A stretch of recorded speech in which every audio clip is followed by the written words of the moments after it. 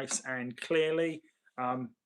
If you don't know who I am, obviously I'm Andycharger, and I am here to talk to you for the next couple of hours, no doubt, about all things Audi TT. So welcome along. Wherever you're watching from, please let me know.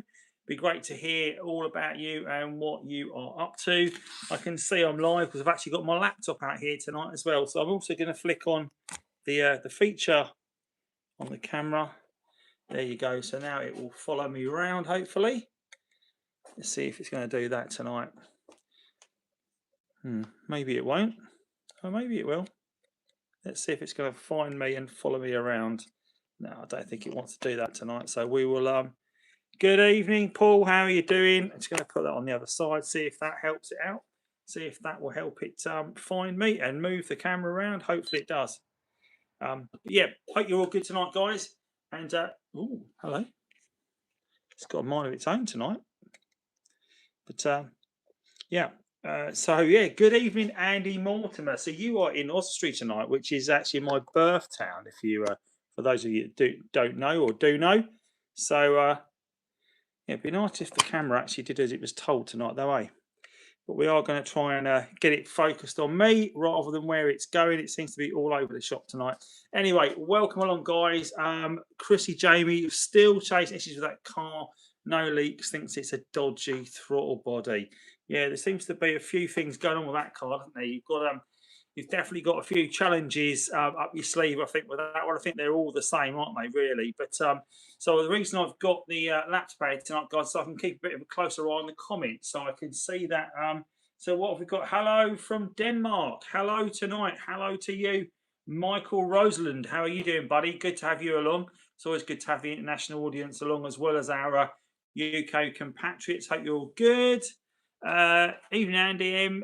Yeah, Andy M is a top bloke. Yeah, he's up in he's over in Oswestry tonight, so he's away on business, I think. But yeah, what have we got going on? Let's have a quick look. Andy, it's Claire. I just listened in live. Oh, sorry, really sorry to hear that, Claire. I know that you've been in a bit of a bad way with things, so sorry to hear that. Listen in and obviously catch up another time, but send my condolences to you, and I hope things are as well as can be expected. So tonight we've got a few topics to talk about. We've got the show we went to yesterday. So there was the Rochester show. So many of us met up yesterday in Rochester and had a good catch up. And yeah, some really good cars on display yesterday. I've also got the Roadster here. Look, I've got my sign up at last. It's still not quite finished, but it's closer than it was. So it now lights up. So my sign, there it is in the background. So hopefully that will be hanging up and supported, and it'll be bent out on shows, on live shows. It'll be in the background, so it's there, but you can't quite see it because it's currently perched on top of the windscreen. Now you'll probably also notice that it's not dead level. The car is also not dead level because I've also got one of the front wheels off. There's a reason for that, so that we're going to cover tonight. Or the reason it's got its front wheel off is it did have its space saver on, because it was used a couple of weeks ago to go across country, and when it got there, my brother-in-law spotted it had a bulge in the front tyre, so he took it off, put the space saver on. My wife limped back at 50 mile an hour, or under 50 mile an hour on that space saver. Now I'm going to put some new tyres on the car. Obviously, we're taking this car to France in just over 6 weeks' time, so we are going to talk about what tyres I should fit on the car tonight. That's going to be a topic as well. Good evening, Steve. Welcome along, buddy. Hope you're all good. Just having a quick look for any comments I might have missed further up, but no, I think I've got them all covered off. So, guys, where are you watching from tonight? Let me know. I'm going to start off talking, once you've all let me know where you're watching from, talking about the show we went to yesterday, which was really quite cool. We had some good weather here in Kent, down on the south coast of England, and we had about 25 TTs all met up in a cinema car park down in Rochester. There was a great selection of cars on display yesterday. We had some Mark 1s, mainly Mark 1s. A few Mark 2s actually were there yesterday. I didn't get a chance to speak to many of you guys, but hopefully at the next one I get a chance to have a catch up with you. Spoke to a couple of you, and obviously there was a couple of Mark 3s there. Obviously Gina was there. Gina, if you're watching tonight, good evening, and Hope you're all well. And she had a Ara Blue Mark III TTS. There's also a grey Mark III TTS there as well yesterday. 2 TTSs Mark IIIs. But I say quite a wide selection of Mark 1s, a few different colours. We had a couple of Quattro Sports in red and also in Avis we had as well with a Mauritius Blue 3.2, which brought back memories for me because, of course, my first 3.2 was a Mauritius Blue one. There was my Papaya, another Papaya. There were 2 Imlay yellow cars there. There was an interesting purple wrapped car there. There was a couple of silver, light metallic silver coupes on show as well. A couple of black cars there. There was pretty much most things. A couple of Roadsters. Angelo was there in his Roadster as well. So just conscious that there might be a few comments there. So it's going to go back. Yeah. So yes, who's asking about? I think Millie was asking about me turn. Good evening, Andy. Where's the Papaya Beauty gone? Nick from Ipswich. Hello, Nick. It is outside tonight because I've got the Roadster in here because we're going to talk about a few things on the Roadster and a few jobs that I've got underway. And it's also going to be a bit of a demo car for me to talk about a few things. So hopefully that's all good. And we're watching running out of battery, never mind. But yeah, so I thought we'd start off where you're watching from. Obviously, Nick's watching from Ipswich. We've got someone from Denmark on as well. And we've got Paul Hutchinson watching from North Yorkshire. Welcome along. Suffolk, Tony Hollyoak. Welcome along, Tony. A lot of channel members on tonight. Steve Craddock is on. We're going to talk about a little project Steve's got coming up as well. Exciting times for Steve and something exciting for the channel and for many of you out there as well if you take him up on his offer. So there's a good thing to talk about there tonight. Lots of things to cover off and lots of things to talk about. Berkshire, Ray's watching from Berkshire tonight. And of course, we've also got, before we talk too much about Ray being on, we're going to talk about Ray's car as well, because that's one of the 2 cars that's up for sale right now that I've mentioned in posts on my channel. But we're just going to finish talking about the show yesterday and the cars that we had on display, because there was a real nice selection of cars there. It was great to catch up with many of you. There was quite a few channel members there yesterday. Great to see lots of the Andycharger merch on display as well. There was quite a few hoodies, t-shirts and things dotting around. It's always great to see those at shows nowadays. So thank you for all of you that have purchased from the store. And of course, if you do want to purchase from the store, you want an Andycharger hoodie or a t-shirt, you can check it out on sellshirts.com/marketplace/Andycharger. The link is also in my channel description under links, so you can find that as well. So if you want one of those, you can get them in multicolours. I've just taken all of the International TT show hoodies and t-shirts off the store, so it's only Andycharger and Springfest hoodies and t-shirts are available right now. But check it out. If there's a colour you want that you can't see, let me know. I'm sure I can sort it for you too. So that's going on.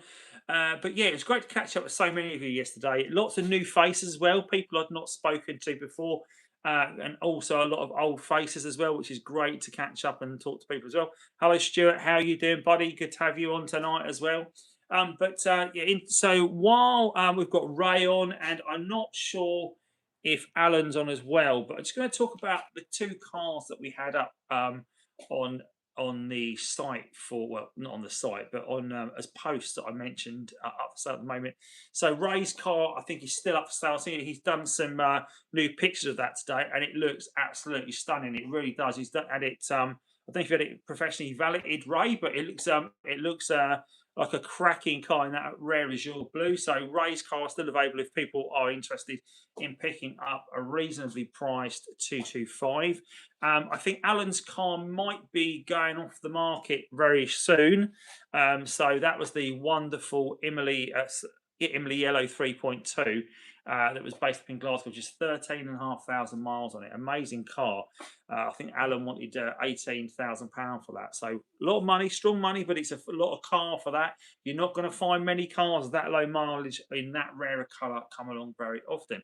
Couldn't find baseball caps on the merch site. Won't they be available soon? Yeah, Steve. They're not on the merch site. They're actually here in person. So if you want one, I'll hold. I've only got a couple left now. If I get some more made up. So these lovely moleskin hats. But if you're interested in one, I will try and save you one to one side for Springfest. So yeah, so we will sort one of those out for you as well if you're interested. but you say they are becoming quite a rare item now. But yeah, so the two cars that we had, Mrs. Jugs, which is obviously Vanessa. Thank you very much. You'll also notice tonight, Mrs. Jugs, Vanessa's name is different colour. So those of you that are channel members are all up in green, but Vanessa has kindly offered to be a channel mod for me. So she is going to be keeping an eye on the chat, making sure that it's all legit and all sensible stuff. We had some interesting comments on Wednesday night on the Ford Fiesta live chat. So thankfully Vanessa was there, and she's going to help moderate. Yeah, moderate's the right term, isn't it? So yeah, so brilliant. Right, Ray Ford has had a 5-hour professional valet done on that car. Wow, so that is going to be looking really good, I reckon. I say the picture I've seen today, it looks a fantastic car. So yeah, so Ray's car is still up for sale. So if you're interested in Ray's car, go look at the post on the channel. It's still up for sale, and either drop me a message, or if you can get Ray through the comments on the post, and get hold of Ray directly, and I'm sure he will set something up. But obviously what you don't want to be doing is giving out all your personal details on the internet, do you? So if you want to pass on, you can use me as a conduit, and I will happily set it up, unless you guys might be happy to send things back to us. Hello Claire, thank you very much Claire, very kind of you. Claire sent me £5 for the channel as a super thanks. Thank you so much Claire. You're always so kind in supporting the channel. Thank you very, very much. And welcome along to all the new members that are just joining on. Of course, if you are not yet a member, you want to be a member, then there's an option down below to become a member and support the channel. I've got some interesting things to talk about membership coming up for those of you that like to make your car look amazing as well. So, and Steve is now on, so probably a good time to talk about it. There's quite a few of you on. Is with the channel membership, I'm always looking for new ways to give back to you and find out. Again, I want to make the Andycharger membership more like a club, more like a clandestine inner circle. Find special offers for you, find new things that give you value, help out us bind ourselves together. And one of the amazing perks that I'm pleased to announce is one of our channel members is actually an experienced detailer, and he is looking to set up a new detailing business next month. Very excited for Steve. So Steve Craddock is in the chat right now, and Steve is setting up a new valeting service, and he sent me a full list of the services that you will get for the full professional valet. And this is not just a car wash, guys. This is actual full professional valeting of your vehicle. So Steve is offering a brand new service, and I'm going to tell you exactly what it covers off, what Steve is covering from this. And it will start with, I'll rattle it all off and give you an idea. So Steve's going to start with wheels and tyres. He's going to do a deep clean of the wheels and tyres, as they're usually the dirtiest bit of the car. And the products you're going to use: a dedicated non-acidic wheel cleaner, fallout remover, a wheel brush is to agitate and remove brake dust and grime. So you're getting a good deep clean on those wheels to start with. Tyres uses an all-purpose cleaner and a tyre brush to scrub the tyre walls up, so your wheels are going to be looking amazing. From that, it's going to give you a pre-wash. So there's going to be a pre-wash. We're going to thoroughly rinse the entire vehicle with a pressure washer or hose, remove all the loose dirt and debris. Then you're going to apply a pre-cleaner. That's going to be a citrus-based pre-cleaner to remove the traffic film from your car. Over the entire car, focus on the lower panels, as we know they are problem areas with it. It's going to focus on front grille, the back end, breaking down that stubborn grime, things that get left behind. Then you're going to do a dwell and rinse, allow the cleaner to dwell for a few minutes before he just takes it all off. Because obviously then it really gets to work on those problem areas, and then rinse thoroughly. Then you're going to snow foam your car, apply a thick layer of snow foam using a foam cannon to encapsulate and remove loosened contaminants, because obviously once you've broken that stuff down, you want it to be held onto and got rid of nice and easy. Let the foam dwell, break down the dirt, and then rinse off thoroughly. Then you can do a safe contact wash. That's a double bucket method. He's going to use a 2-bucket method. So this is a real manual process Steve is doing, a real intense process he's going to be doing. And he's then going to do one for soapy water, one for a rinsing with a mitt, high quality shampoo and a wash mitt, starting from the top and working down. Going to rinse the vehicle off thoroughly. Then you're going to work on to chemical decontamination. So this is spraying an iron fallout remover onto your vehicle over the paint and the wheels to dissolve embedded iron particles. Things like brake dust that build up on it, So things that haven't come off on the initial wash. Tar and glue remover. Now we know that vehicles right now get covered in bugs and all sorts of things. And then he's going to rinse the vehicle off, ensuring all chemicals are removed. Then he's going to work on mechanical decontamination, guys. So this is with a clay bar. Going to go to work with clay bar and a mitt and lubricant to remove all of those elements from your car. Then it'll be dried off to the absolute inch of its life, I'd imagine, because you've got to make sure once you've got all that work done that you get the car dry so you don't leave anything behind on it. So he's going to be doing that as well. Using a high quality microfiber cloth as well on the car and dryers to prevent water spots. Again, as we've all been through car washes over time, and it leaves drips on the car, and then you get those horrible little spots all over the car. So Steve's going to make sure that doesn't happen. Obviously, there'll be water spot removal if needed elsewhere, and then a one-stage machine polish to remove swirls and fine marks. Can't recommend that enough, guys. If you've got those horrible swirls on your car, having it machine polished makes such an absolute difference. Followed by an IPA wipe down and then applying a ceramic coating. Now, that is the important bit here, that once you've got the car completely clean, completely dry, there's nothing on it, the car is almost like naked, then you apply that chemical coating, and that ceramic coating will ensure the car doesn't get dirty or get dirty, it just washes off nice and easy, okay? Then he's going to dress the tyres, give it a courtesy vacuum, and he's going to do that service. So that, you know, how long is that going to take? That's a full-on service Steve is offering, and this isn't just a random person doing it. I've seen Steve's work. If you've seen the car Steve owns, they are absolutely pristine. He does such a good job. It's a new business venture he's starting, and he is offering this service to everyone out there at £550, which is a fair price for a detail nowadays if you're going to that level. But if you are a channel member, Steve has kindly offered to offer that full valet service for channel members at a discounted rate of £350. So you're getting a £200 saving off a detailed valet. Now, that is outstanding. So I can't thank Steve enough for that. But what we are going to do, Steve and I are going to do a video all about how to valet your car. And we're going to show you the steps that Steve will go through. So you see the service as well before you invest in that service. Now, if you say, those of you that have been on seen Steve's car, you can all vouch for how good that is. But I think that is a fantastic offer that Steve is going to be offering. It's going to be coming next month. I'm going to reveal more details of it once I have it available. But Steve Craddock is in the comments right now. There's too many Steves. I can see all other Steves. Steve Craddock is offering that service. So if you want to message him directly on here right now, be my guest, please do. Steve is based in just in North London, I think.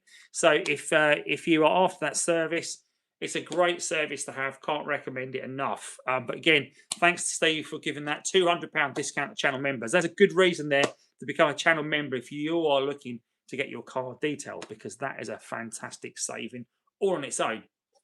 So there you go. That's a little chat about what we've got going on with Steve. Steve, if I've missed anything out there, buddy, please put it in the chat, because I know that you are on tonight and happy to take questions. I'm just going to go back through. So Christoph, that he is in North London. Steve, please correct me if I'm wrong there, but that's probably where you are. Good evening, Steve Cowell. How are you doing, buddy? The Llama 5615. Hi, Andy. Good to see you, mate. Good to see you too, buddy. Thanks for being on tonight and joining in the chat. Jeff, good evening, buddy. Good to see you yesterday and catch up on a few of our plans coming up for later in this year. Carl Foreman, thank you, buddy. Good to have you along tonight. Haven't got the hoodie. I haven't got the gilet on tonight because it's nice and warm in the garage, so I'll be saved for the winter days. Carl kindly treated me to a gilet for the cold weather, but that is hanging up, pride of place, ready for when it gets cold again. Just going through. So Riddler on YouTube. How you doing, buddy? Good to have you along. Steve Credit, yeah, thank you, Andy. Yeah, you explained, yeah, good. I'm glad I got it right, buddy. I wanted to make sure I didn't miss anything. Claire, Steve, thank you. That's a great deal. Yeah, absolutely. Absolutely. I mean, that's such a good deal for members. I mean, that's the sort of thing that I want to build up, ways to save you guys money and to give more value back to the channel. When Steve sort of approached me with that offer, I think that was fantastic, and that gives you a really unique feature. Really looking forward to working with Steve and doing a video for you as well to show you the quality of his work and what he does. We're gonna take, I think, one of my cars, and we are gonna go through that. He's going to teach me how to do it, which is great. And then I'm going to hopefully share those tips and tricks with you. So even those of you that are not, you know, maybe you do a bit of detailing yourself or do a bit of cleaning, that's all going to help you as well. Simon Siggets, hello Andy, how you doing, Simon? Got your email, replied to your message earlier as well, so great that you're coming to Springfest next month. I can see you've booked up your accommodation as well, so fantastic. So for those of you guys that are on tonight, good segue into Springfest. I am holding Springfest, the first Springfest of 2026, on Sunday, the 31st of May, right here in the garden. I'm not in the garden right now, but right here at Springbank in the garden. So Springfest is taking place right here. If you want to attend and you haven't been before, well, if you want to attend, I need to know if you're coming first off. I need your vehicle registration number so I can comment. I can note that all down. So we are limited to 40 spaces here in the garden. That's all I can accommodate. But if you would like to come along, then please do get in touch with me. I know we are running out of space fast, but we've got a few spots left. So if you do want to come along and be part of that, it starts at 10 a.m. on Sunday, the 31st of May. Refreshments and food is available on site because my wife runs a catering business, so she will be catering the event as well. So if you want to buy yourself a savoury treats or bakes, I think we're also doing some different breakfast options this year as well. So there'll be lots of great things on offer: teas, coffees, soft drinks, and of course facilities to use the little boys and little girls room, as we have a purpose-built toilet for doing car events in the garden now. So yeah, there you go, all really cool. Just looking back through, I joined halfway through, but could a detail be done on my app with all those stickers? Oh right, I just worked out who the llama is. Yeah, I would have thought it probably could. That would be a good question. I think Steve Craddock would probably be able to answer you directly there, Mr. Morley. So I think he would be able to answer that for you. So we'll see what he comes back with. But yeah, I thought that could be done. And even if it's because I would imagine your stickers, your wraps can be removed, can't they? So you have to be a bit careful about pressure washing things. But I suppose it's only the same as if you wash it yourself or if you take it through the jet wash. So I guess it'd be very, very similar. So yeah, so Springfest available once again on show. If those of you that have been to Springfest previously, let me know in the comments what you think of the event. It's normally one of the highlights of the year for me. I do love Springfest here in the garden. It's always great having you guys here and sharing a day, walking around, look at each other's cars. It's a great day. Big old TTs. Do you know why my traction control light would come on intermittently? Sometimes it comes on after a gear change, other times it'll just come on when idling. The traction control light, big old TTs, could be a multitude of things of why that comes on, if I'm perfectly honest. It could be a dodgy ABS sensor or a loose connection somewhere, a loose wire. It could be down to things as far as the Haldex is playing up again because the earth straps come off. It could be, I say for me, I've gone through a lot of these things and eliminated it, but it's not what I thought it was. I've still got that light intermittently, comes on, but it doesn't just come on, flicker on and go off. It comes on, stays on for a period of time. Then I turn the engine off, go and start again. It might be fine, might come back on. It's very different how it affects different people and different times in my car. It can be a multitude of things, mate. So if anyone else has got any ideas what it could be, it's really hard. The best thing you can do is plug the car into a code reader. He says as he drives over one from over here. Here's I can recommend these iDiag 600Ss. I use these. I haven't got VCDS, but I've got this, and it does most things that VCDS does, and it also does other cars as well. From Top Don, so I recommend those. I've actually got I've got the 600s. I've got the 500s. I've been using for a while. It's still here. I'm thinking about selling that. I think someone did offer last week to buy it off me, so that is available. I've got a few things. I've got so many gadgets and tools and things that I'm looking to move on now, I think, because I want to make sure I'm sharing it with people. So things I want to talk about that we went and did yesterday. Luckily, we got everyone that was there yesterday, from what I saw, arrived fine and started the car, left fine. We didn't have any breakdowns this time or any bad starters. But of course, if you do have a problem jump starting your car, this is the one I use, which is a Top Don one. It's a real big beefy starter. There's lots of different ones around the market. This one's quite a top of the range one. This is £120 on my TikTok shop, but I'm going to quickly just talk about it. There's the Top Don JS 3000, super duper massive jump power in that. You can use it at festivals, you can use it at car shows, you can use it wherever you need a bit of USB power to plug it in, but it'll also jump start the car. It comes with these massive crocodile clips to jump start your car. So if you have a bit of a problem starting the car, that will always get you out of a bit of a headache, a bit of a sticky situation. I'd recommend having one in your car. And I've got actually what I've got is I've got another one that right here on the channel that I've also got on my TikTok shop. I'm going to go around here. I'm going to pick up my sign for a minute. I'm going to pick that down like that. Here it is. And this is the Power Run one, right? Okay, so this one is, I think these are £40 plus postage at the moment, and they've got, well, they might be £45, but again, it's a smaller version, but it does the same job. So you get like a nice little charger, nice little jump pack. There it is, like that. And you get a set of crocodile clips. I've got one. It does a great job. In fact, I love it.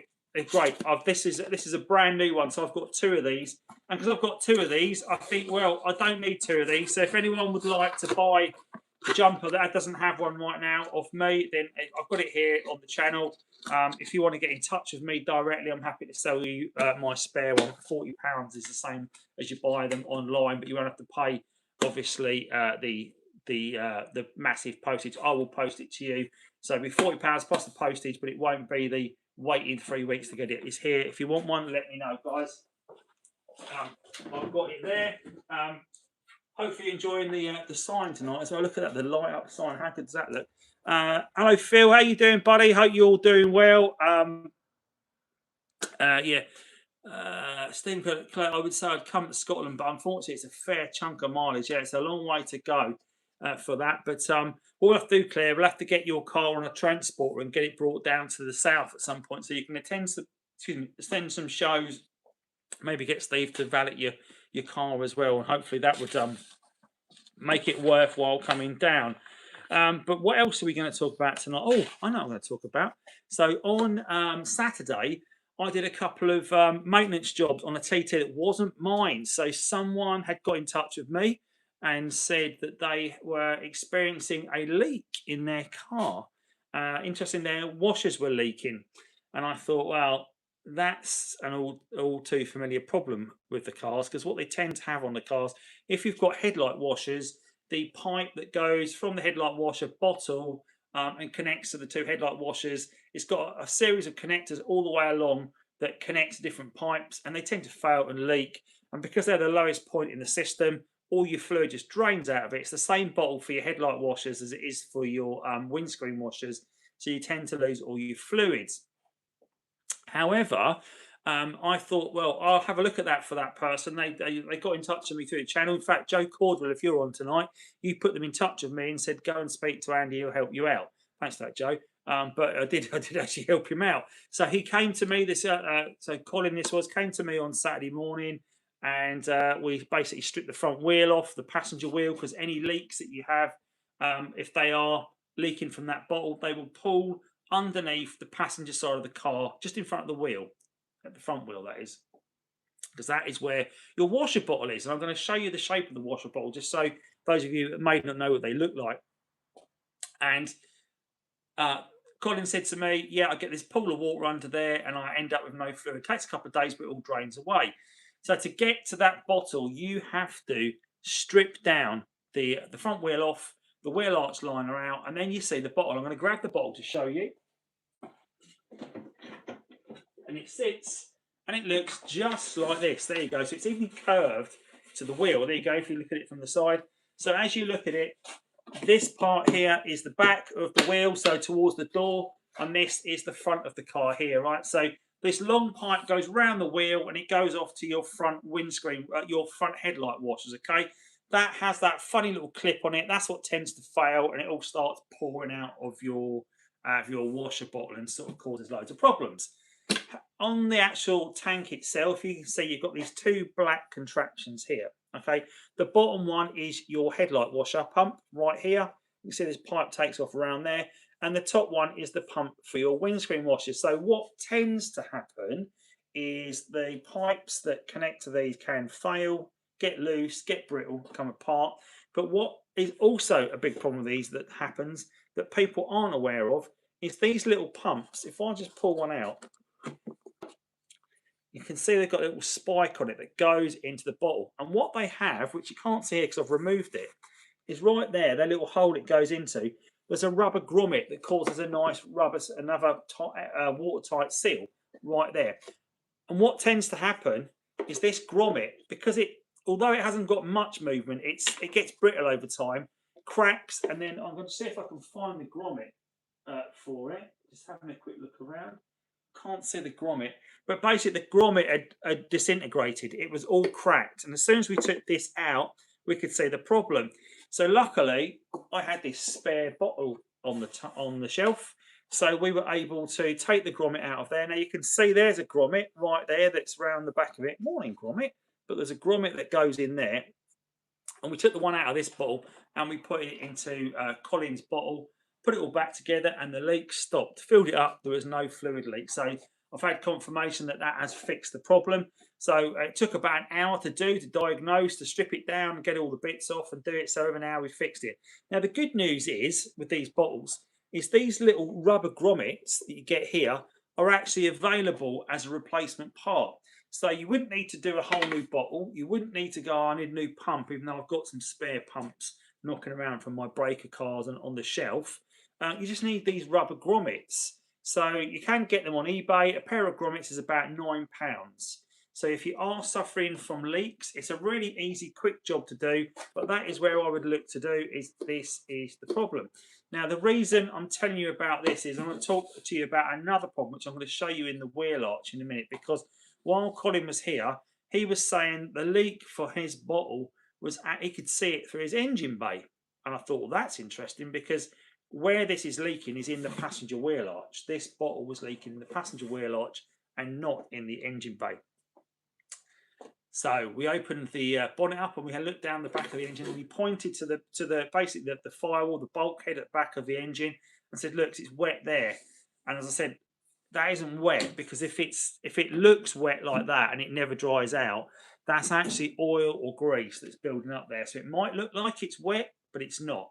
And the pattern of it, and it built up on the firewall, it looked like it had been sprayed into position, like it's been flicked up. And that got me thinking, I reckon the problem that Colin's got, that why it looks wet in that position. So if you look at the car, it's about here. As you look down the back of the engine bay, and of course, that is normally the sign of a failed CV joint because the gaiter is split off the CV joint. And the CV joint is holding all the ball bearings in place and all of the grease, keeping it contained. That CV what's the word I'm looking for? Not a gasket. I can't think of the word I'm looking for. But basically, the rubber bellows that goes over the top of the CV joint holds all that grease packed in to make sure it doesn't flick out. And of course, what happens is because of the movement of the car and the drive shaft, eventually these perish and break and they split. They split open and then all the grease that's maintained is flicked out. So that is, boot, CV boot. Thank you, Riddler. I couldn't think of the word. But yeah, bellows, boot. Yeah, Claire. Thank you, Claire. Same for you as well. Thank you for that. But yeah, so on that issue with that drive shaft, it had been flicking grease onto his car. Looked like it's quite fresh grease and it's quite new happening. But while we had the wheel off, it allowed me to show Colin the problem. And straight away, we looked at that in a CV joint on the drive shaft, massive split through it, all the grease coming out everywhere. Now, the trouble is, if you don't get them addressed quickly and get them sorted out, they will run dry and then the joint will eventually fail or seize. It just causes all sorts of problems. And then also gets noisy as well. So, but the first sign that you've got a problem is normally if that joint is failing or if that boot is split, is look for grease that's splattered up around the car. And it will normally flick up around the bottom of the car. We're going to have a look on the Roadster with the driver's side wheel off. and then we can show you where I mean. So I'm going to just bring you over here. We're going to go around the side of the car because the Roadster, I say the reason I put the Roadster in the garage today was for doing exactly this. So people said, where's the papaya? Well, the reason the papaya's not here is so we can do this. So it's going to drop you down like this into the wheel arch. We'll keep putting it down, and there we go. We are now in the Roadster wheel arch. And we've put some light on the subject. There we are. So, okay, so here we go. We are in the wheel arch. And if I take you into there, like so, and I move you down like that, hopefully you can see this component here, this long component here. This is the drive shaft. And just in there, you can see, I'm hoping you can see the rubber bellows.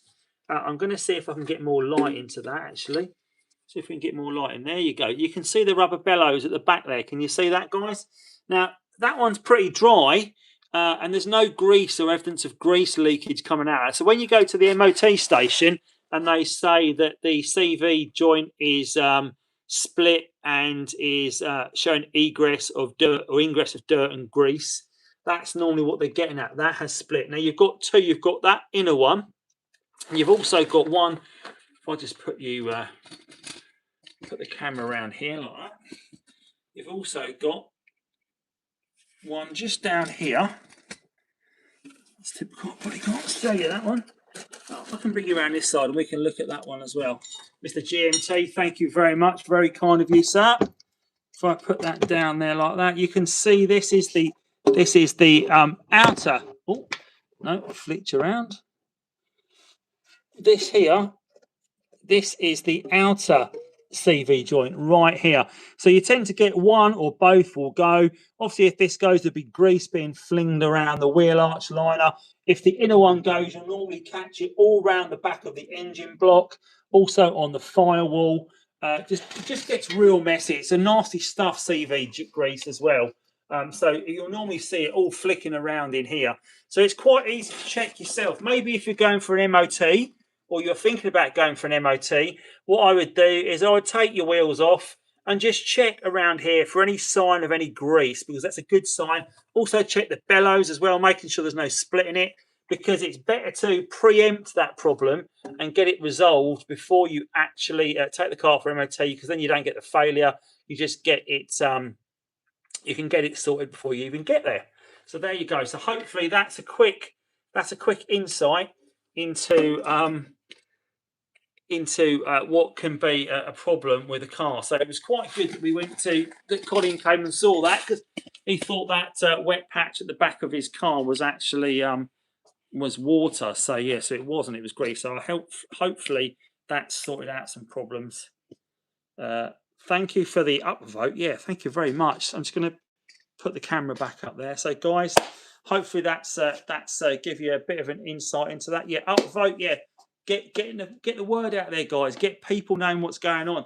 So, guys, if you are not yet members and you would want to become a member, don't forget we've spoken about Steve Craddock's new business venture, where he's going to open up a £200 discount to my members for anyone that wants a full valet done on their car, a complete detail.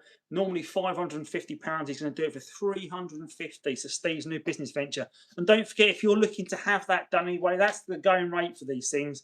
That's a massive discount, and you're also helping out a fellow channel member who's starting a new business venture. So that's definitely worth doing. And guys, if you're enjoying what you're watching, then please do give this video a thumbs up, because that also helps get the message out to more people as well. But definitely upvote it, get those thumbs up going. Use code Forensic10 and get 10% off. Cool. So Steve's got a load of stuff. So I'm just going back through the comments. So Steve's also got loads of extra sort of discounts and stuff available for people. So definitely check that out, and hopefully you can get yourself a nice valet for the car, which will be really quite good. Something I saw yesterday and on a couple of cars. Steve Chesham, if you're still on, buddy, your car had them on it. Well, no, it didn't yesterday, but one of your cars has got anyone I'm going to talk about. But Richard's car had them on yesterday, and also Darren Johnson's car had it on, and that is a Quattro Sport. Has a set of spats on the back of it. Now, for those of you who don't know what spats are, they're like little plastic shims or like little extra little lips that go down the rear wheel arch. And there's an interesting story behind them. I've seen an alternative history, let's call it, behind why the spats are there. But it's actually the reason it has those spats is not as interested as people make it out to be. So, one of the stories that people say about the spats is that to further tune the Quattro Sport and to get the most out of the aerodynamic performance of the Quattro Sport, that those were there to help aerodynamics. I've also heard that the reason that they were there is because of the increased power of the Quattro Sport. It actually created a bit more downforce to cope with the extra power. I don't think that's strictly true because don't forget the Quattro Sport had 240 brake and the 3.2 V6, which preceded it, had 247 brake horsepower. So I don't think that's strictly true because otherwise the 3.2 V6 would need them as well. But the rear, yeah, Nick Goodall's got it spot on there. The reason that the Quattro Sport actually has those spats on the back of it is because they have a wider stance at the back. The wheels are actually, the tyres are wider on the back. I think they're 7.5 on the front and they are 8 on the back. So if you look at a Quattro Sport's wheels, the front wheel, the dish of the design of it is sort of like that, and then on the rear wheels, it's really quite evident that you can see a much deeper dish on the design of the wheel, and because of that, and the 8 I think it's 8 inch, isn't it? That they class the width as, although it's 235, I think, but they think they get 7. It's the actual, it's the offset they call it, the offset, not the width, the offset. So the offset of the wheel is 8 on the back, which means those tyres sit very slightly further out, and because they sit slightly further out, the actual tyre sat just proud of the bodywork. Now, under UK regulations, that would fail the MOT because you're not allowed to have the tyres sitting wide of the bodywork. It's why on a lot of cars that you see that have like wider stances, they also have like big flared wheel arches to cover the regulations for that. So the reason the Quattro Sport has the spat was just because they were using them to get around the rules of having the wider bodywork. It saved Audi having to redesign the rear wheel arches. It saved them having to go to an awful lot of expense to knock out the Quattro Sport, but adding those little plastic spats onto the back of the car, that got round the regulations, and that the car is then legal on the road. So there you go. Right, I'm just going to go back through some of the comments, guys.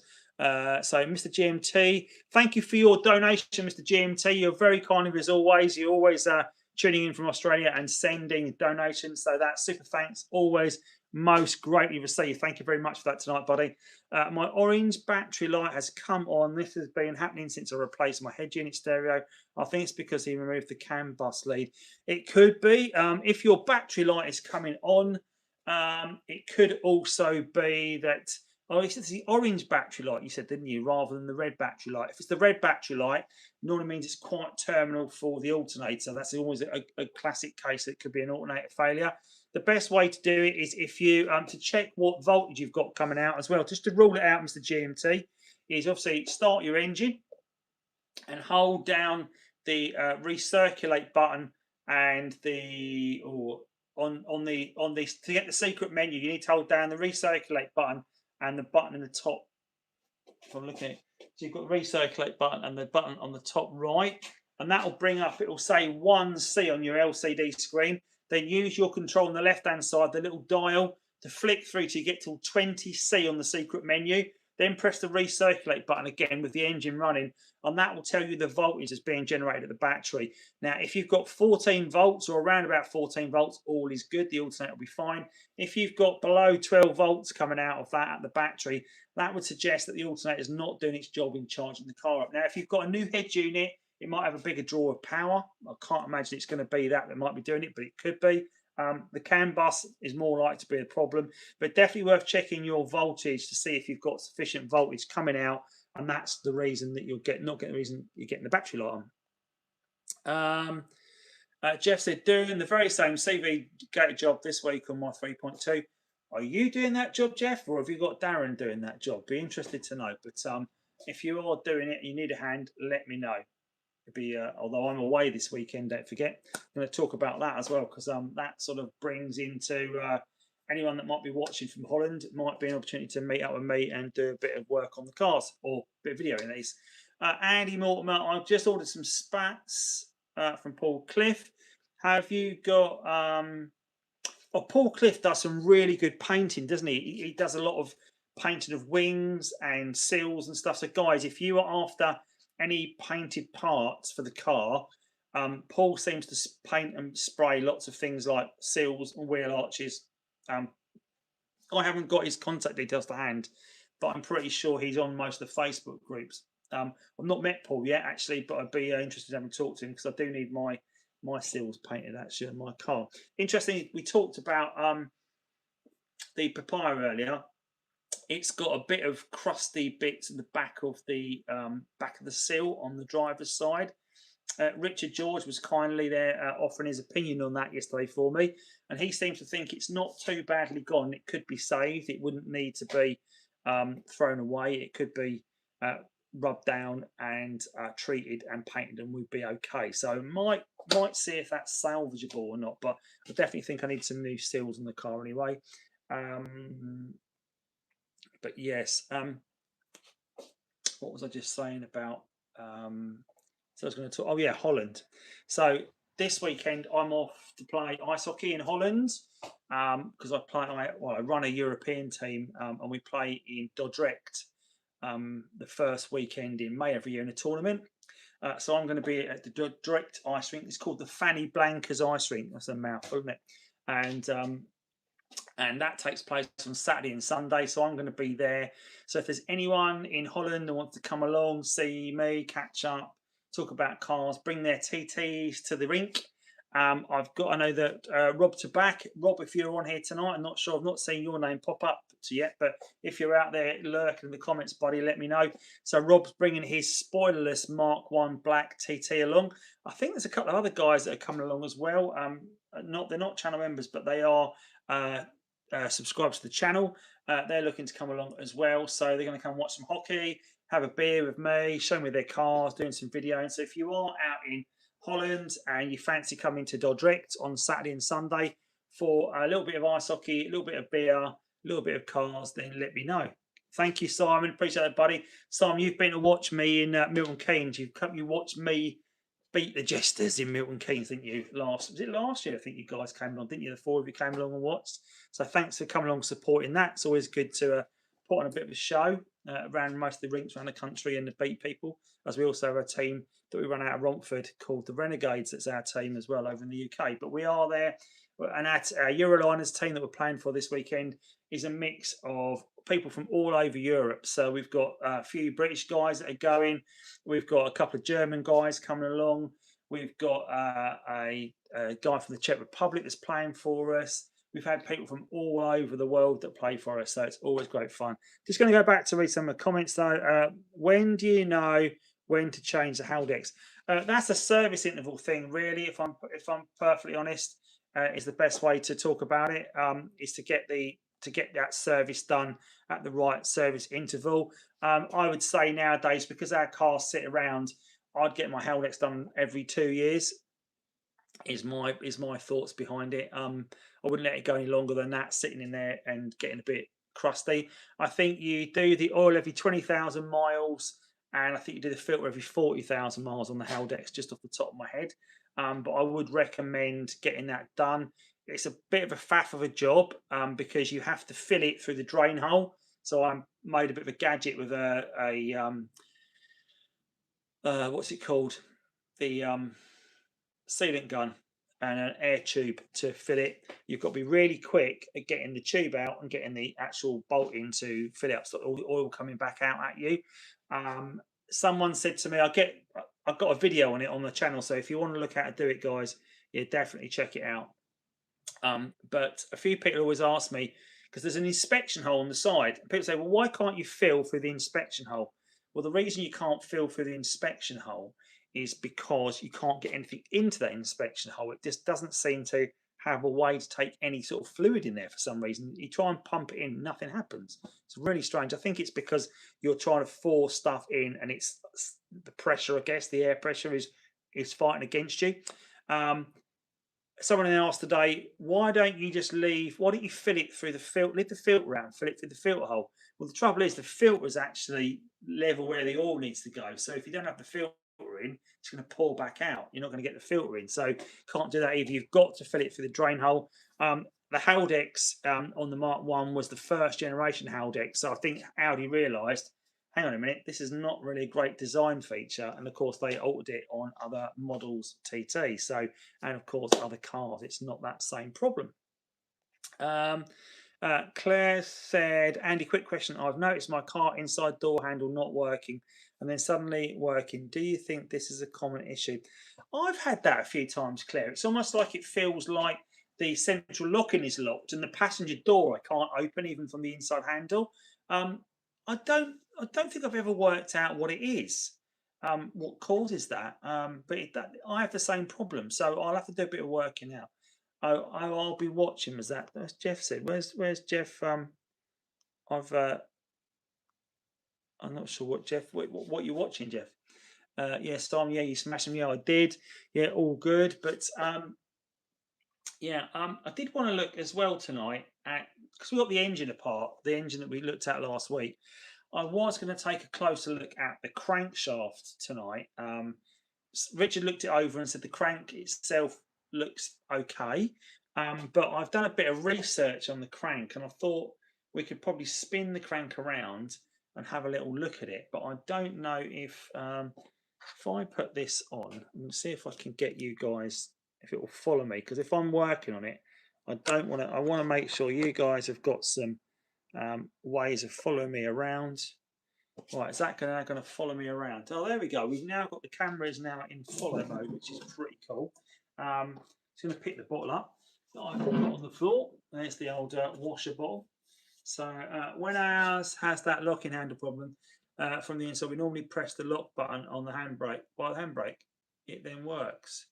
Oh, okay. So maybe it's the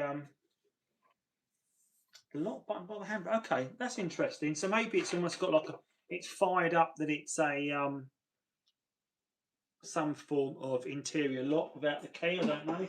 Well, it depends how you open the car up, doesn't it? Really. I've got the laptop out here and I've not actually used it. So, but just going to have a quick look through the comments, guys. If you are enjoying what you're watching tonight, and you so there's 26 if you want at the moment, and there's 19 likes. That means at least 7 of you haven't given it a like yet. Give it a little like, so I know you're enjoying it. But yeah, but the Roadster, of course, it's up because I've got to do the wheels. The reason that wheel's off is because, as I mentioned earlier on, it's got a flat. Well, it's got a bulge in the sidewall. My brother-in-law took it off. It's a shame because the tyre's not too bad. But I am going to put new tyres in this car for my trip to around France. So we are taking the car around France on a road trip, and we are going from Calais. We're going to take the Eurotunnel across, obviously. We're going from Calais to Rouen, from Rouen down to Clermont-Ferrand, then down to Fréjus, then we're going on to Nice, we're going to Antibes, we're going to Monaco, we're doing a whole lap around, then we're going into Italy, into Chamonix, into Switzerland, back into France, and then home over 2 weeks. So it's a lot of mileage on the car, and I want to make sure it's in tip-top condition. So I'm going to do a full service before I go. I'm going to take a lot of spares as well. But I'm also going to change the tyres on the car. So what tyres would you guys recommend, or what tyres are you guys running on your car right now? I think the go-to tyre tends to be the Pilot Sport 4. But interesting to know what people say, what tyres they prefer on their car. If you can let me know in the comments, it would be really good to hear. The studs that are attached to the underside of the car have broken off when I remove the undertray. What can I do? Steve Cowell. Yeah, that is a bit of a pain in it, because you get, just going to have a look and see if I can find the pack of studs. So essentially what you get is those studs have got like a thread on them, like a screw thread. and you get these like round discs that push over them and grip into those screw threads and hold your trims in place. But what tends to happen is those threads rot and rust away. So my thoughts on it would be, you can do one of two things. You could either get some smaller, if the pegs are still there and it's really rusty, you could get some form of smaller clips, and you could re-thread those bolts to make the threads back again. You could weld some pegs back on. I think would be another option. You could weld some studs back into position so you can put them back on. There's not an awful lot you can really do. You could, depending on where it is on the floor, you could almost like run some self tappers into it, depending on what you're doing, and hold it up that way. All quite, there are pain doing that, because if they are rotted away, you get the same problem on the heat shield on the exhaust as well. That tends to have the same problem. It starts vibrating and rattling, and some people just take it off.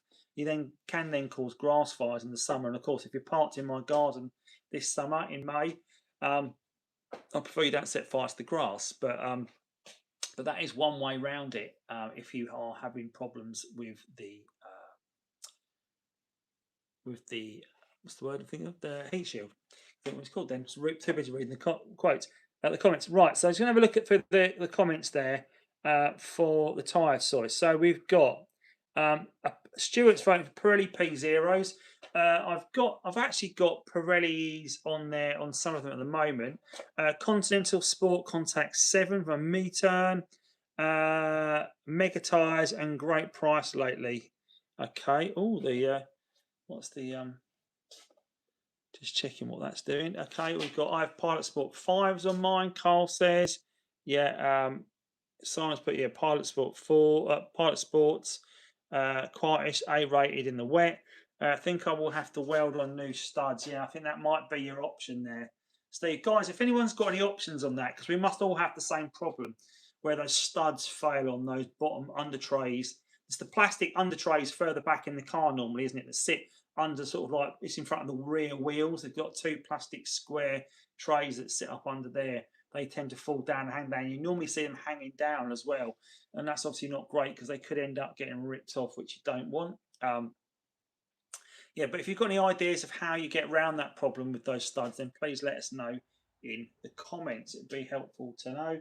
But yeah, so I was also going to do a code read tonight using one of the top dons to see what the problem is. So this car has got, the Haldex isn't working on this car, which is a bit of a pain. It's not throwing a code.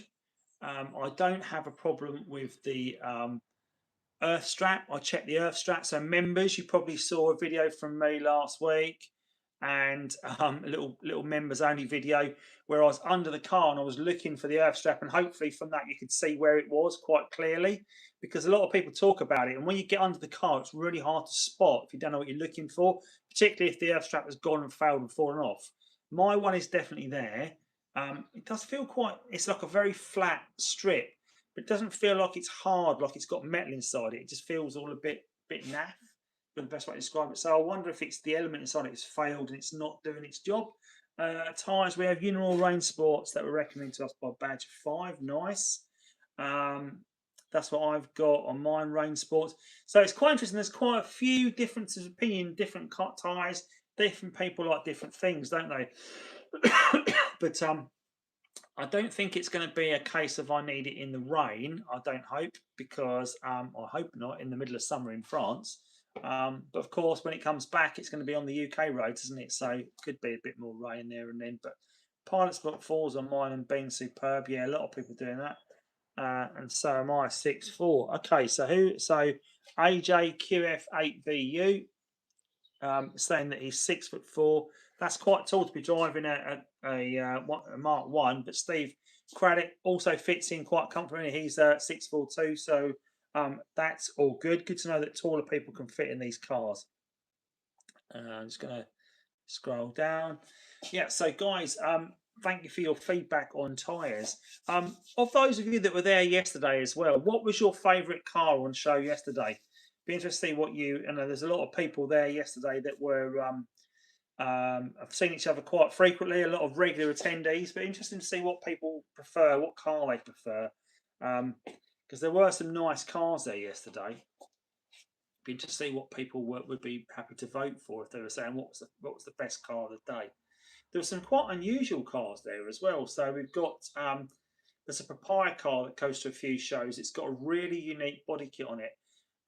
The back bumper is completely smooth. It's got an ABT bumper on it, ABT badge on it as well. It's not an ABT car, but it's done in Papaya. It's got some interesting details around the exhaust pipes as well. So around the exhaust tips, it's got these round details that have got all the little dots in it, a bit like the fuel filter. It looks a little bit like a fuel filler cap. It looks a little bit like the dots in it. So it does have that homage to the dots around the filler. The front bumper is a bit unusual as well. It's got the rear spoiler removed, and it's got an alternative rear spoiler on it as well. And it's not things you notice really until you look a bit more closely. It's also got a different set of wheels on that car as well, really unusual wheels. But it's featured in my little minute short video I did of yesterday's meet.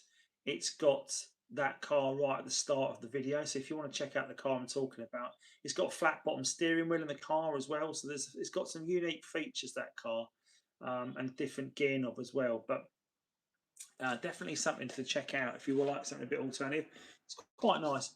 Watched the video, enjoyed seeing Russ's green 3.2. Yeah, Russ's car is really quite unusual. You don't see many of that metallic green that Russ has got.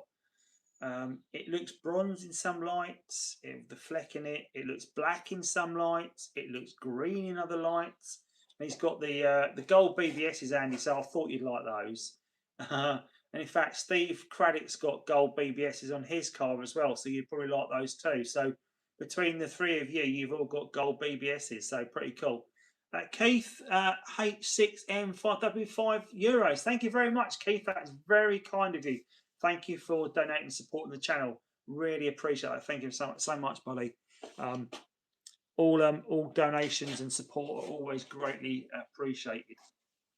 Helps. I've got some big plans of what I want to do this year with regards to putting back into the channel as well. I know we spoke about the membership. Steve kindly doing the offering the £200 discount through the channel by being a member off his new business venture of detailing, which again, if you missed that earlier, Steve's in the chat tonight and he is offering to do a discount of £200 for anyone that wants a full detail and valet on their car.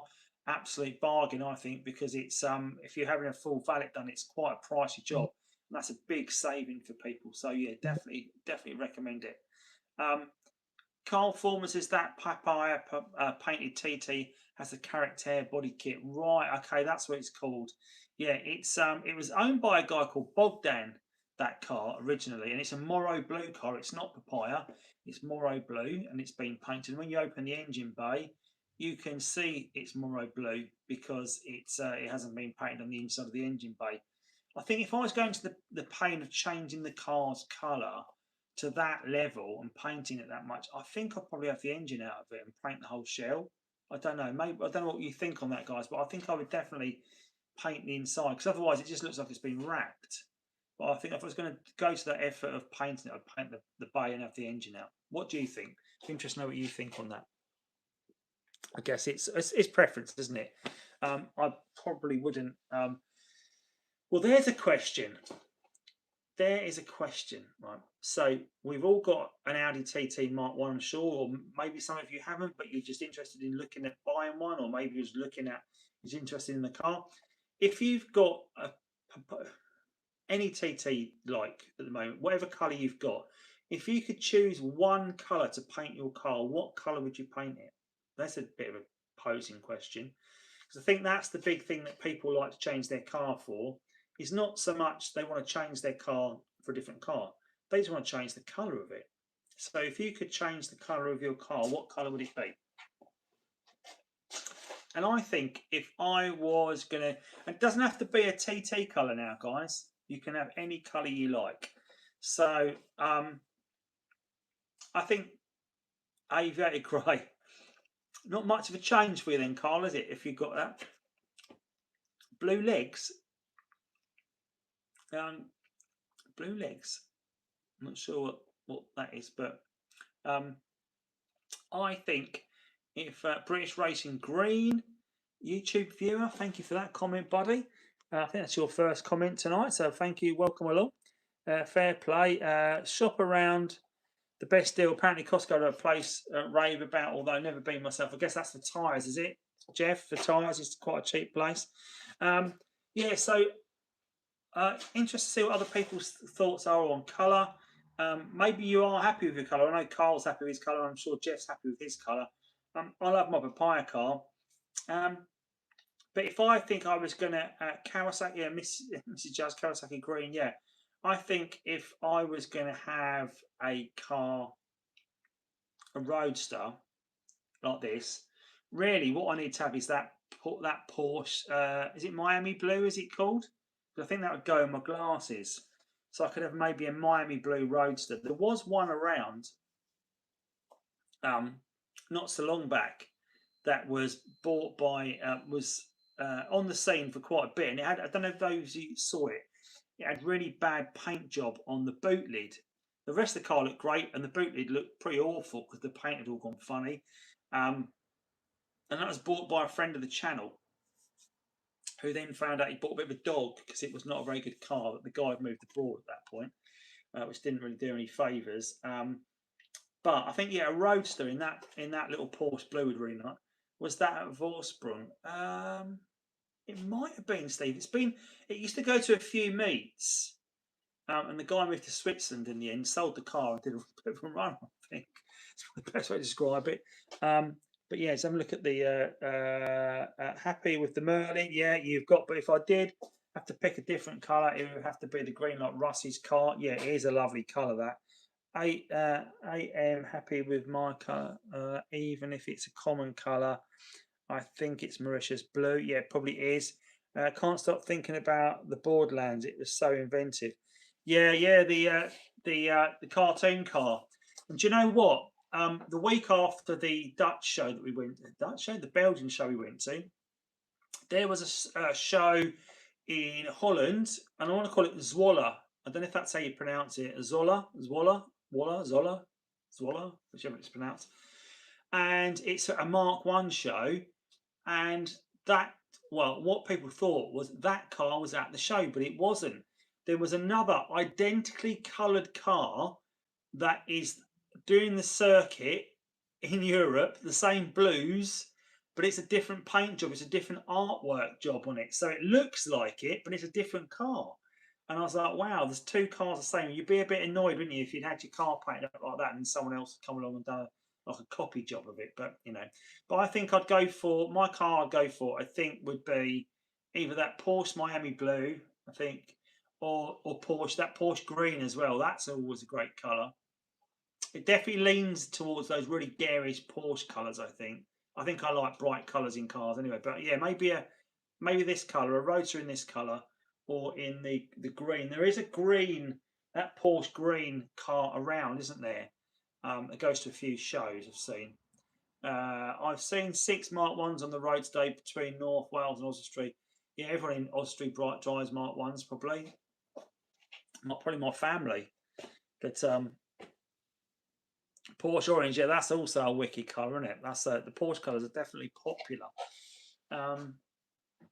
What Mark 1s have you seen today then, Andy? What ones have you seen? Have they all been 1.8Ts? Any 3.2s you've seen around? Any Roadsters you've seen out and about?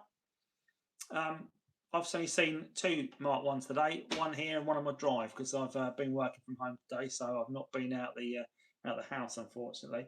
But yeah, so Porsche orange. What other colours are people going to put in the chat they want? It'd be interesting to see what people are thinking about for a car wise. What jobs have you got coming up on the TT right now, guys? Let's open the question up. What jobs have you got coming up, and what problems have you got with your TT right now? Why don't you put them in the chat, see if we can all help. I quite like my Santorini pale blue, but I am biased. Very nice too. Azure blue. Yeah, Ray. You'd like. I'm sure you like Azure blue, Ray. Although not that much, because obviously you've got your car up for sale. So if anyone's looking for an Azure blue 1.8T, definitely get in touch with Ray. If you go back black, you never go back. Yeah, apparently so. 4 coupes and 2 rotors, no 3.2s. No, interesting. I wonder if it wasn't the. It's not the guys from TT Spares, is it? Maybe on the way to the ring. I think they've gone over to the ring this week. Tank sender driver's window, right? Oh, the tank sender. Yeah. So I think we spoke about that, didn't we, last week, about the problem with the sender and the fuel pump as well in the tank. Bit of a pig of a job to do. That's not really. I shouldn't say it's a pig of a job. It's taking the back seats out and getting it in the back. There's not a lot of room. Having a bolster and a hammer and just getting that collar, getting that pump out. It's definitely a thing to do. Driver's window, steering rack. Mark is trying Germany for me. Yeah, we spoke about that. That's good. Yeah. So if you're after any like Audi sort of like tradition parts or heritage parts, Mark Stanley has an account or can get parts all the way from Germany, that stuff that's like new old stock.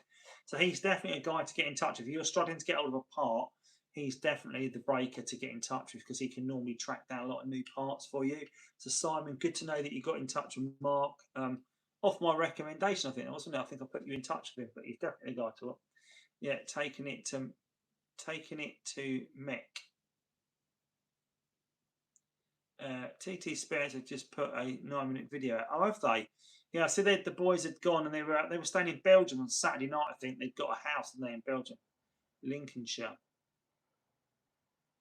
Okay. I think Audi missed a trick not doing an Imola Yellow Quattro Sport. Yeah, I think you're probably right, Jeff. I don't think I've seen an Imola Yellow with a black roof.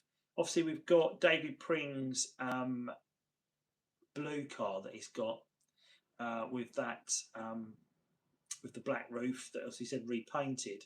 Can't remember the name of the blue that he's got it now. Sprint blue, isn't it? Sprint blue car with the black roof. Yeah, yellow car with black roof might look quite interesting.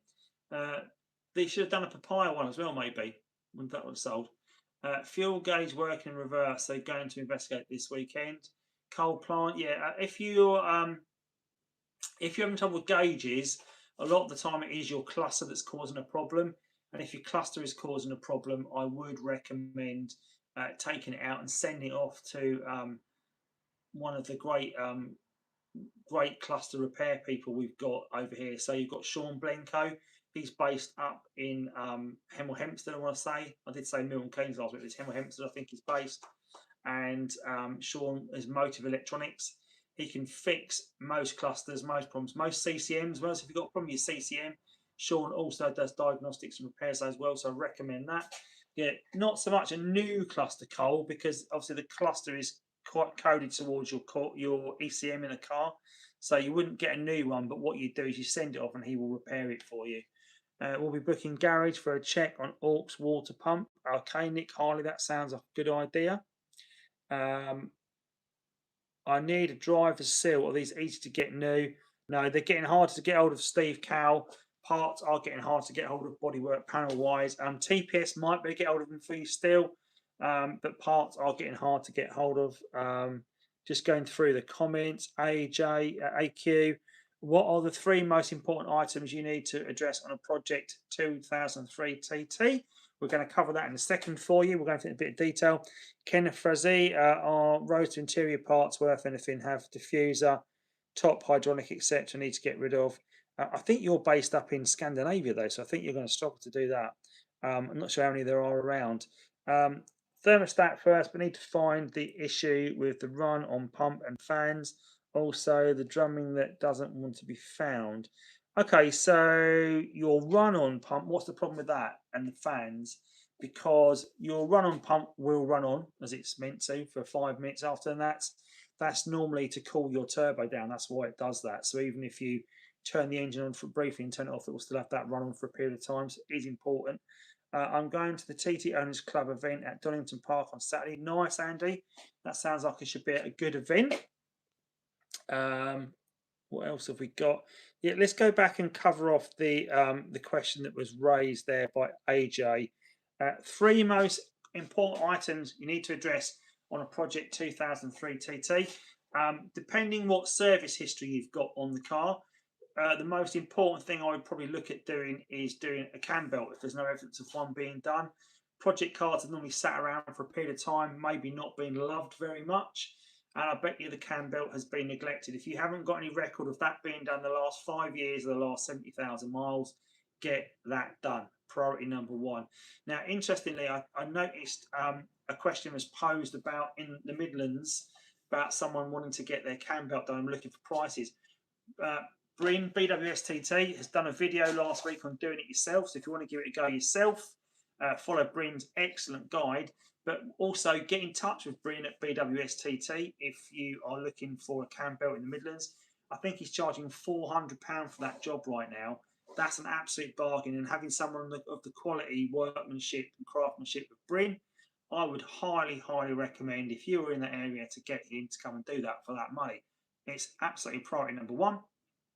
Number two is I would say if there's no record of the pickup pipe being done on the car, drop the sump and change the pickup pipe. There is a detailed beginner's guide on my channel on how to do the pickup pipe. So if you want to do the pickup pipe yourself, then check it out. I know a few of you on here have followed my guide. I think Vanessa and Lee, I think you followed my guide on doing the pickup pipe. I think Claire, I think you were going to undertake that job as well, weren't you? So I would recommend doing that. There is an excellent kit available from Cloud9 Customs. It's about £45. It includes the pickup pipe, the tube of gasket sealant, the O-ring that goes on the oil return pipe as well. Get that kit, give it a go. Absolutely priority number two is get that done. And the other one is I would say look at your Haldex, because the Haldex, if you haven't had that service, that can go wrong, cause lots of problems. That's the other big service job I do. So I would do my pump, my cam belt, my oil pickup pipe, and my Haldex. So the three big jobs to do. So I can see that looking down. So Kenneth has said, yeah, cam belt as soon as possible. Only weak part of a 1.8T, and get rid of that plastic H2O pump. The plastic water pump. Do you mean the yeah, so there's a bit of a debate about that. So I think you're talking about the water pump on the car, because the pump that comes standard on them, it comes with a plastic the impeller, the plastic impeller that drives it around. Now, you could say that I've not seen or I've not heard of those plastic impellers failing, but people do tend to upgrade them for metal impellers on them.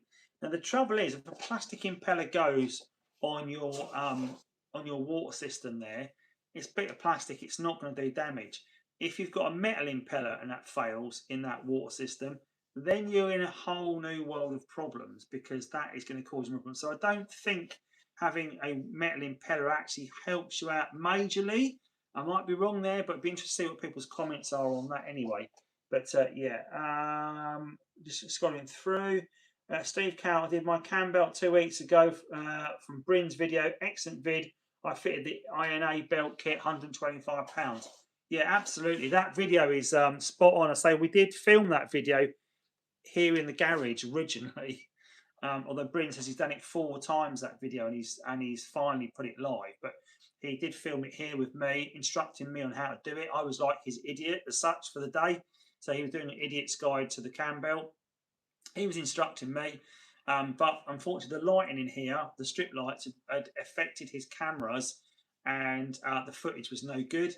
It's probably a good thing actually, because at the time I was probably 3 stone heavier, so I must have looked like a big old heifer on camera anyway. So at least I've done myself out of the injustice of looking like a big old lump on camera.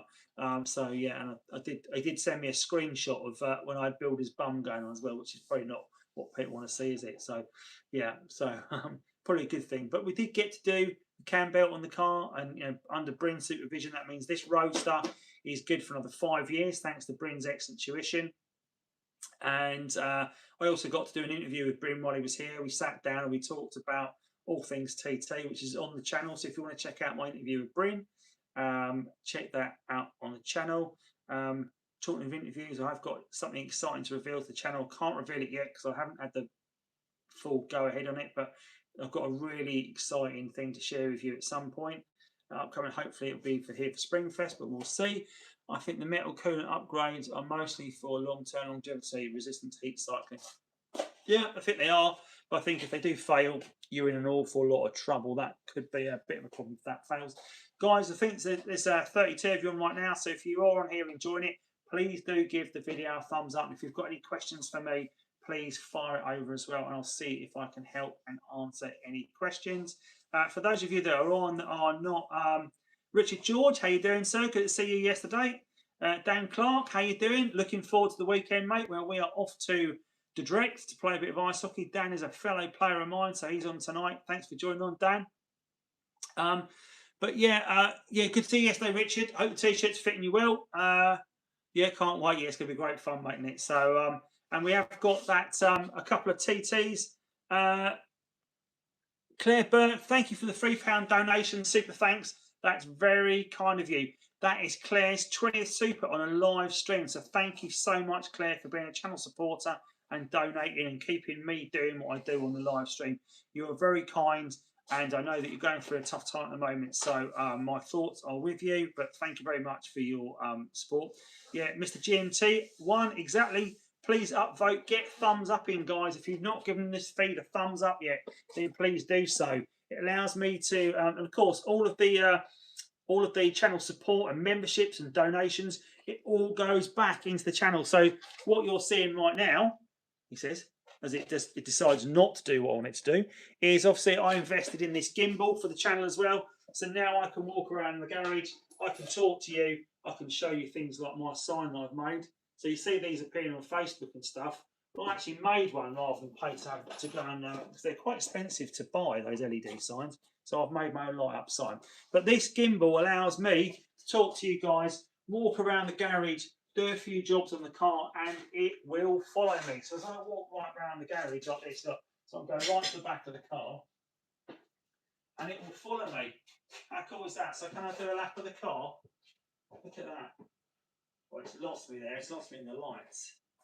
It's lost my beautiful face in the lights. But there you go. So how good is that? So I can talk to you guys, walk around the garage, and we can do the live show without worrying about being lost. The camera will follow me, so I don't end up going off screen, which is really quite cool. But yeah, so thank you very much for channel, Mr. Ginty. Where is the upvote? Claire, just give it a thumbs up. I think it's what Mr. GMT is alluding to as well. And obviously, if you share my live feed as well, there's an option down the bottom to share it. You can see there's an option to share it. And for those of you that are on that aren't channel members, if you want to support me in doing all I do and become part of my inner circle of members and get those great options and offers, such as Steve Craddock's amazing offer to give you a £200 discount for members now for a full detail of your car. If you want to access all of that essential members only content, the early releases of videos. In fact, there is a great video right now on my channel open to members only, and that is all about, it's all top secret. We can't talk about it because if you're a member, you've seen it. But there is a concept roadster out there. I'm not allowed to talk about it. I'm not allowed to show it, but I've shown it to the members because members are allowed to see it. But there is a concept roadster that's been recreated from a production model roadster. It's recreated the initial Audi concept car made by Jos. He's done a great job of it. It's having its worldwide press release. Well, the press release went out last 26th, went out Saturday, of which I was part of. The actual media release is taking place on the 4th of May, and my video on all about this car is coming out on the channel on the 6th of May. But if you want that sneak peek of that video, you need to be on the channel member. It's open to members only at the moment, but if you want to see the early doors release, join the channel as a member and you get to see that video and other members only videos as well. Lots of things on the channel. Richard Rendell, how you doing, buddy? Good to see you as well. Thanks for giving me a wave. Big shout. Jack, how you doing tonight, buddy? Hope you're doing well. Hope you're doing your homework. But hope you're enjoying yourself. Hope you got your dad's. Hope your dad's watching as well, and you're having a nice time. But yeah, so we've got a few jobs still on the road before we take it to France. I've got to do a full service, as I mentioned. The drive shafts, I think, are okay. I was a little bit concerned about that driver side drive shaft. I did the passenger drive shaft last. Oh, when did I do the passenger side? I think December. That's the second time I've done that drive shaft as well, and I've replaced the whole drive shaft this time. I've put a J&R drive shaft on it. Now, I know, Christoph, if you're still on, you were saying that you'd had problems with that drive shaft. A few other people have done a bit of research. A lot of people have fitted them and hadn't had any problems whatsoever. So maybe you said a bad drive shaft and you're unlucky. I've got one on. It's been on for about 1,000 miles. Have not had any problems with it. I hope it lasts while I take it around France. So that's the last thing I want, is that to fail. Can I ask Andy Mortimer about his flat bottom steering wheel? What model was it based on, and where was that done again? Remind me, it looked like a Mark 1 centre. I'm sure Andy Morton will be able to fill you in on that, Simon. He'll be able to tell you exactly where he got hold of that steering wheel. I think there is, I want to say Royal steering wheels. I think, Jeff, if you're still on as well, buddy, you were saying yesterday that you'd had your one, the leather replaced on your steering wheel by Royal steering wheels. And they do like a trade-in deal. You send them your old one, they send you a new one back in exchange for it. And yeah, it's good because obviously the steering wheels, they tend to get rather shiny as they get older, and they start to. So when your steering wheel goes shiny, apparently it's just dirty. So you just give it a clean, it will come back. So Richard Render's doing new discs, pads, shocks, clean all the arches, wheel arch liners, and the brakes. Jeff Bedford, have a Dutch beer on me this weekend, mate. Thank you very much, Jeff. That's very kind of you. Really appreciate that, buddy. I'm not sure what Dutch beer I'll be having. I will be having a few Dutch beers. In fact, we've got a load of German beers coming across from Germany. One of our guys is a German guy that plays on the team, and we've all sent him €10 each, and he's bought all these kegs of beer. So we've all so there you go, Jeff. You've covered my my beer money for the weekend. So thank you for that, buddy. Just having a look. Something he told me, but I forgot. Yeah. So Andy, oh, there you go. It's a standard TV that's sent to Royal steering wheels. Okay, so I think Royal steering wheel seems to be, that's a couple of upvotes for that, because Andy Mortimer is saying that's where you get the steering wheel done. Jeff, you've said that, I think you told me yesterday that you've had your steering wheel done at Royal steering wheels as well. So that's interesting to know that people are all doing their steering wheels for Royal steering wheels. That's really quite cool. So, bit of a, it hasn't yet been announced, guys. It's not yet out there, but I am going to talk about it. International TT Show 4 next year. For those of you that were there this year, we haven't had confirmation from Tyre yet that we can have the venue for it next year. But I know a lot of you tend to like to book your hotels well in advance on the free cancellation, because obviously the Ariane you can cancel. So we've got the date for the festival, and it is the 10th of April next year. So it'll be Saturday, the 10th of April. So if you do want to book the hotel at the Ariane, it will be Saturday, the 10th of April if we go ahead that weekend.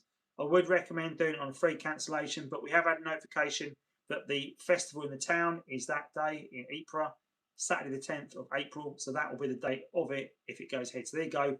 Not meant to have revealed it yet because it hasn't been officially rubber stamped by Thierry, but there you go. What are we going to do?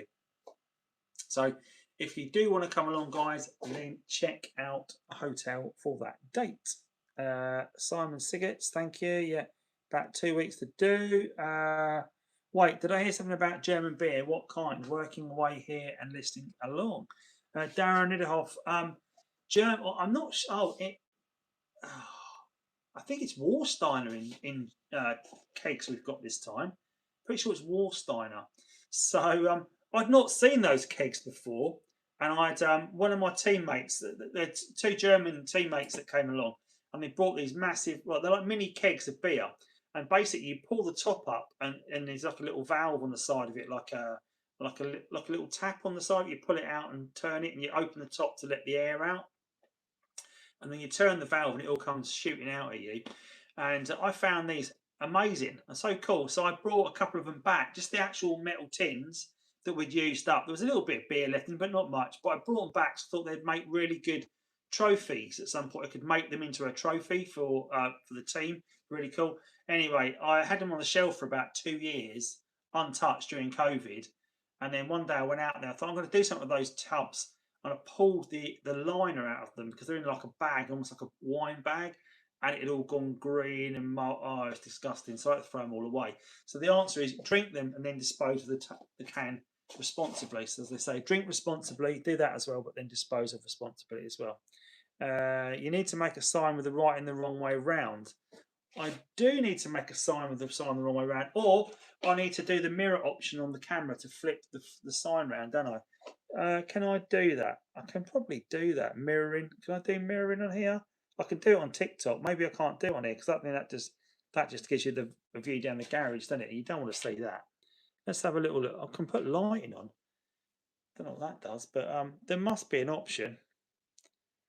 Oh, that turns the video off. I'll have to work through that, guys, and work out how I can turn the mirroring on so that you guys can see me the right way round. I wonder if there's an option down here. What does that do? No, I don't want to do that. Do you know what? I'm in risk of pressing the wrong button and disconnecting you all, so I don't want to do that while I've got you already all on. So, yeah, so Vanessa, yeah, you guessed right. You did absolutely. Andy Mortimer, yeah, you're already booked. That's good. We're all booked in. I'm a fan of some of the Wehen Stefan beer. A bit hard to find here in the States. Yeah, I imagine I don't have heard of that one. Just going through. Sorry, I'm just catching up on make a good plant pot. Yeah, with Ray Ford. Thank you for your £4.99 donation, buddy. That's really kind of you. Thank you very much for that. Let's hope we get your car sold soon for you as well, because I know that you are desperate to get that moved on and for it to go to a new home. Speaking of the camera, is there any reason you shoot these vertically versus horizontally? Are most people viewing on phones? You look like a sliver on my big TV screen. Do you know what? So, Darren, you raise a good point.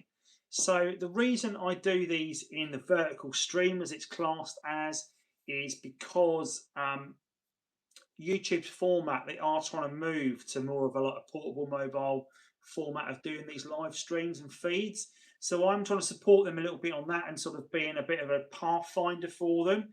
I'm part of the YouTube creator community that they have asked me to support them on. I think once your channel gets to a certain size, they ask you to participate in more things like that, which is pretty cool. Bit of a thing for me, so I am trying it. They are in the process of they've got beta testing going at the moment, where you can now stream in both vertical format on the phone, and you can also stream in horizontal format for TVs and screens. Most people are probably watching on phones, but what I'd like to do, two things. Firstly, I want to thank Stephen Craddock for sending me £10, £9.99. Stephen, you're an absolute legend. I can't wait to work with you on your new project. So thank you very much, buddy, for sending that. But what I'd also like to do is ask you guys in the chat, how are you watching me tonight? Are you watching me widescreen on a computer screen or a TV, or are you watching me on a phone? Please put in the chat what you are doing. How are you watching me tonight? Because it would be interesting to know if most people are watching me widescreen. Hey, next week, let's switch it up. Let's do it widescreen next week. You can see more of me. It's more of the car, more of the garage, because I can do both. Because if I do this, you'll go that way. I won't, because it turns it off. But if I do that, I can actually do it in portrait mode, landscape mode as well. So, right, so on a phone call, right, so always watch on my iPad. So Andy, you've got me widescreen. Stephen Cowell, you've got me on a phone. Laptop for Richard, tablet for Claire, tablet like a phone. Widescreen here on a phone with while working home on the phone. Yeah, so it's a big telly. Yeah, so it's a real split. It's probably a 50-50 split, guys. I think if you watch me, phones or on iPads can go either way. Yeah, they do.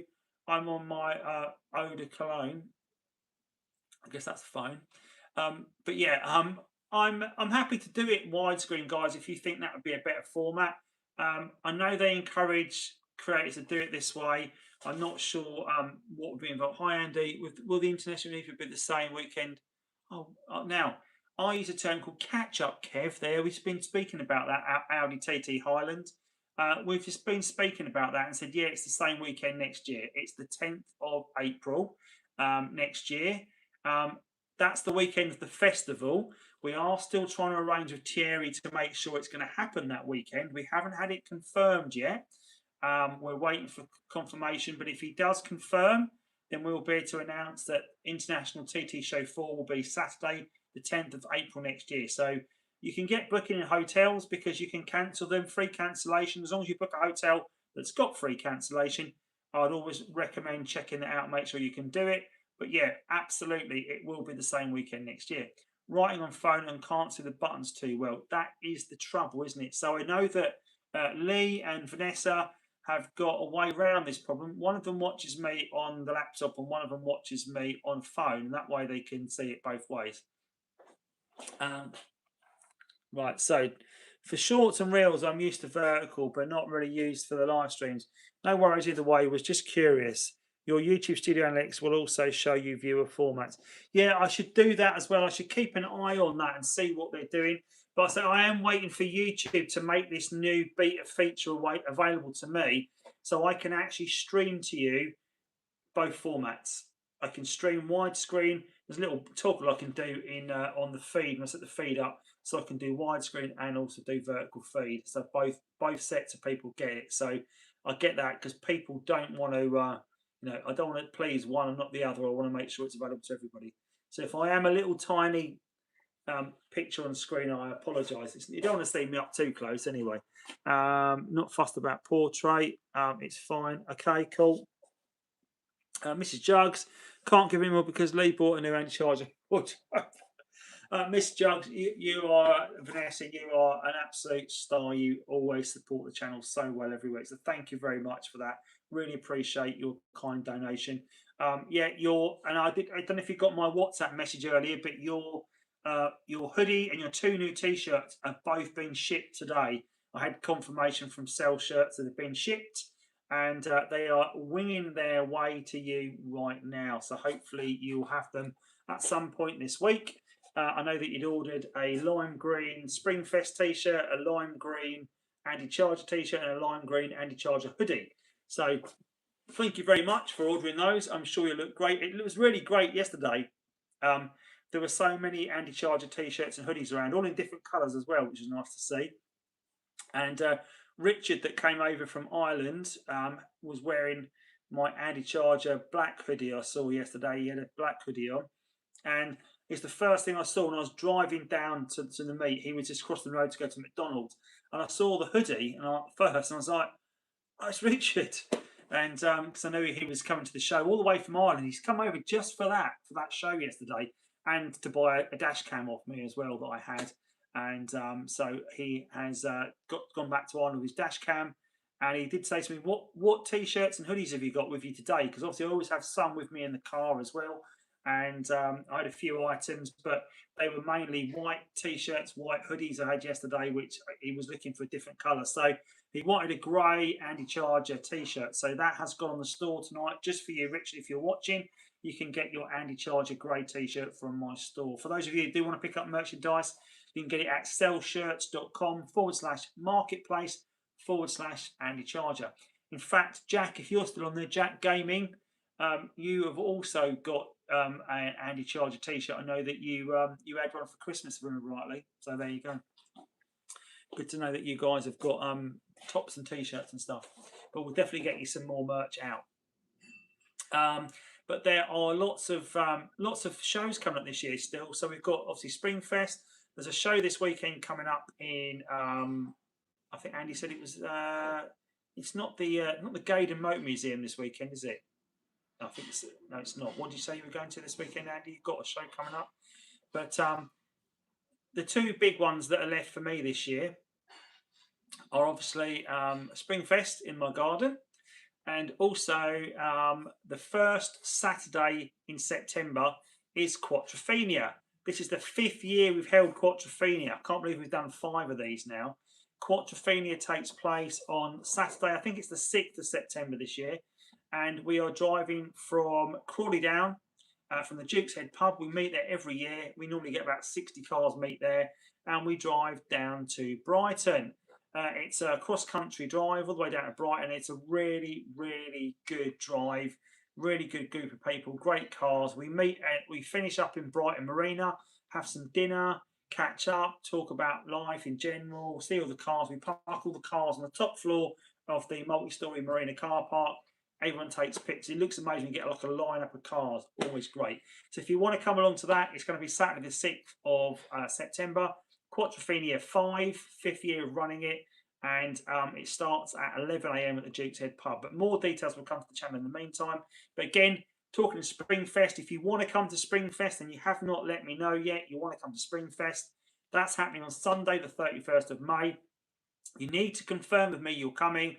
So you need to send me your registration number. You need to send me an email at Andy_charger@hotmail.com with your registration number and your name and details, so that I know that I can add you to the guest list. We can only get 40 cars in the garden. We've got most spots have now gone, but there are a few spots left available. So Steve Cowell, no, I'm not going to Simply Audi this year. I had a bad experience at Simply Audi a few years ago where I broke down as I got into the main show car park. There's a big tarmac square car park, and I broke down on that, and I had to be pushed across the car park in my Mauritius Blue 3.2. Highly embarrassing. Don't want to relive that, but it brings back bad memories for me now because I broke down on the way home as well. Had to sit at the side of the M25 for 8 hours waiting to be recovered, and it just gives me bad flashbacks. So I won't be at Simply Audi.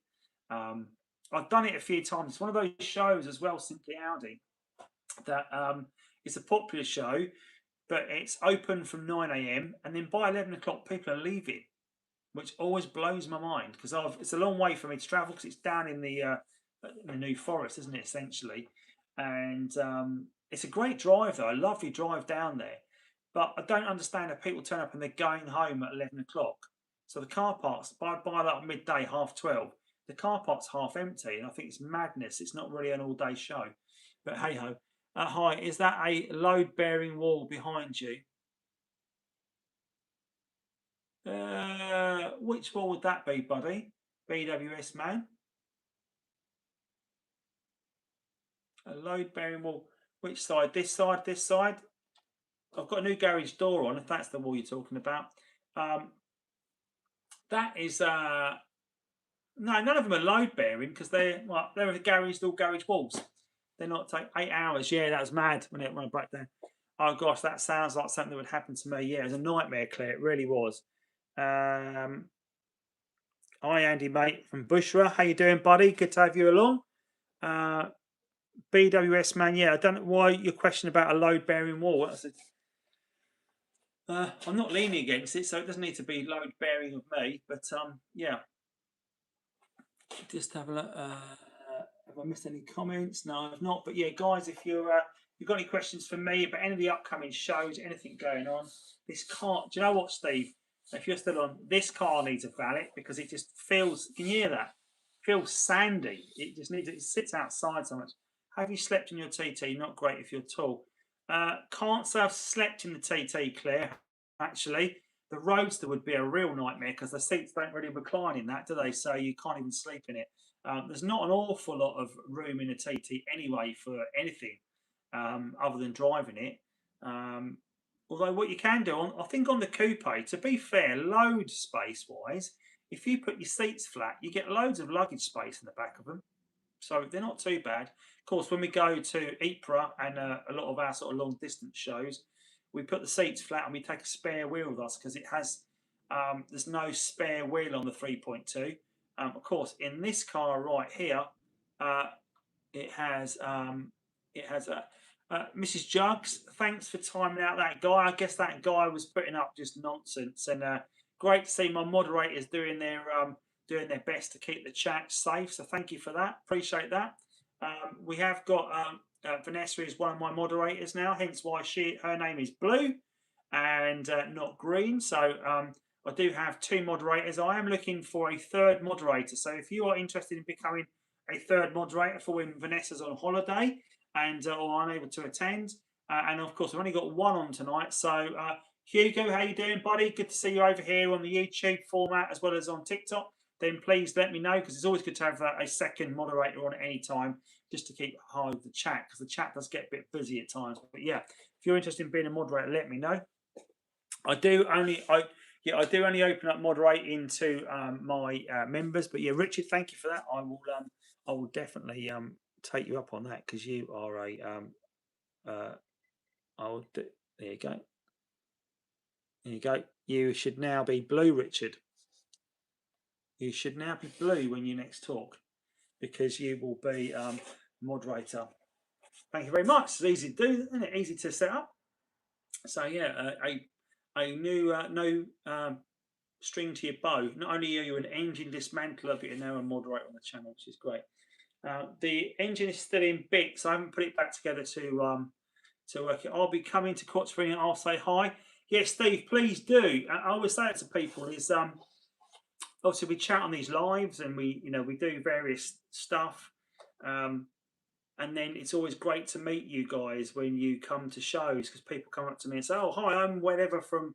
I go, "Yeah, it's always great to put a name to a face, because it's people talk to people online, but to actually speak to these people. Obviously, you all know me because obviously you see my face every Monday, but I don't always get to see you guys. It's always great to meet people.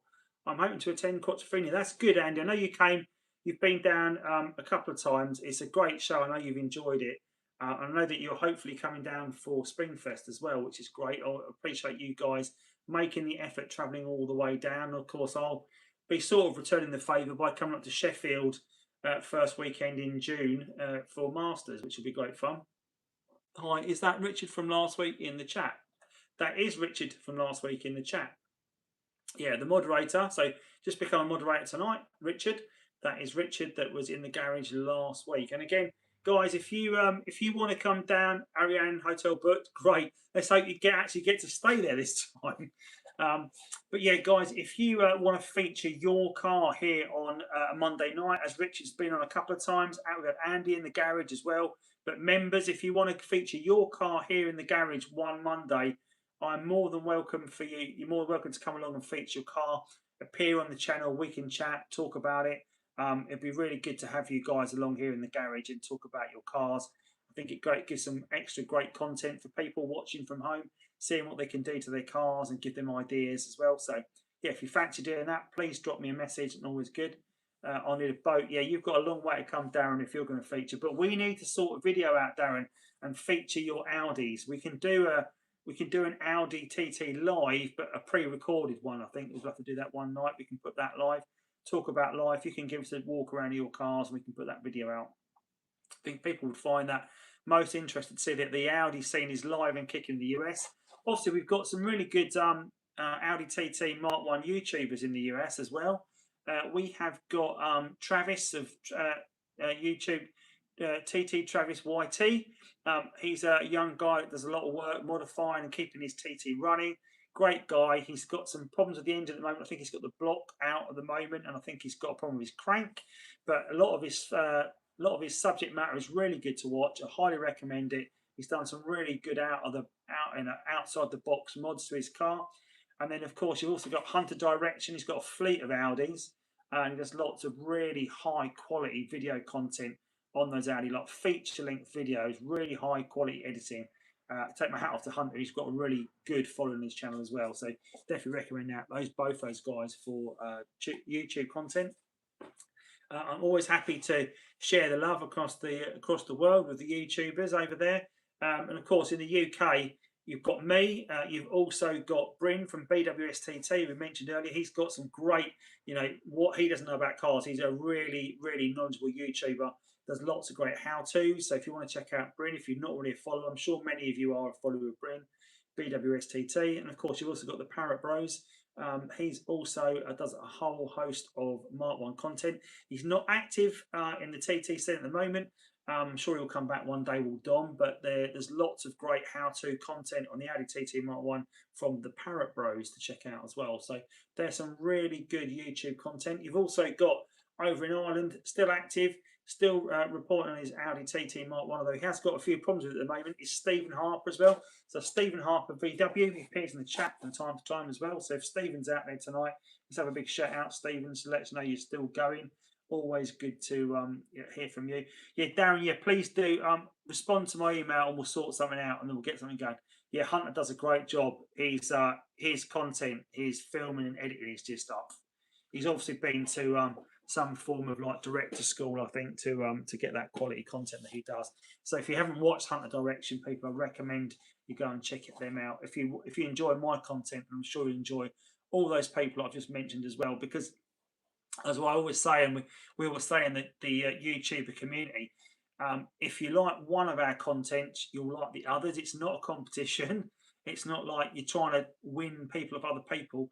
We want to share all of our content with all of you, because if you enjoy one, you'll enjoy the other formats as well. So always happy to recommend my fellow YouTubers and their content they put out. And there are some really good guys out there that are doing some great content.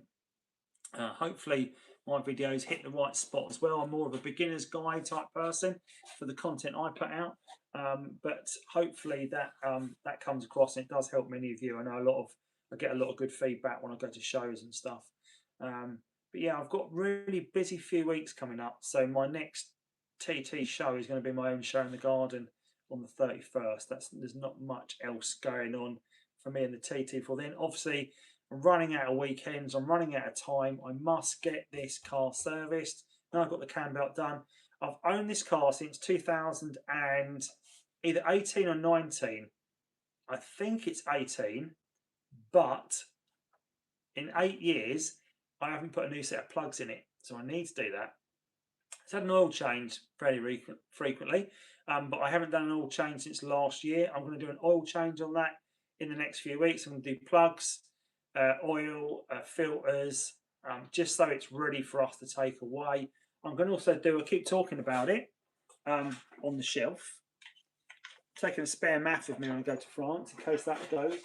But I'm also going to do a fuel filter on this car because that hasn't been done for a period of time. And I want to make sure that I'm not done a fuel filter all the time I've done it. Bushra P4Z, you've got a question mark there, buddy.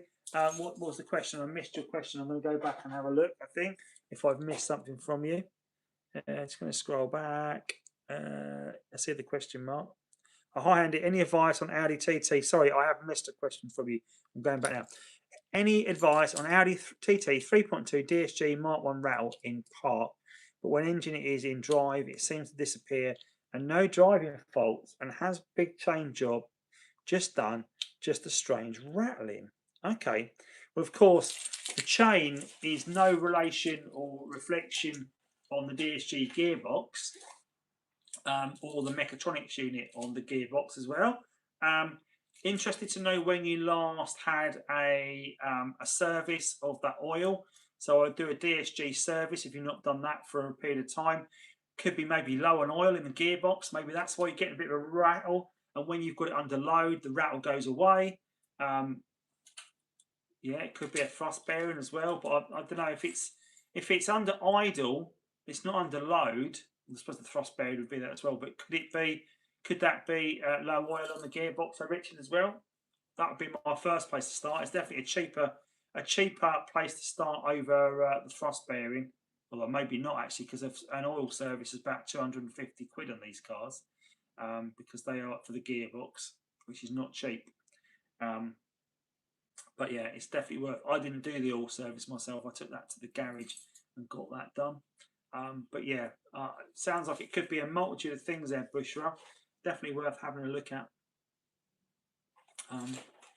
Just having a scroll through quite a few. Yeah, got a lot of members on tonight. Good to see so many members on tonight. So thanks, members, as always, for being in the chat. It's always great to have you guys along chatting away and giving feedback and passing information on.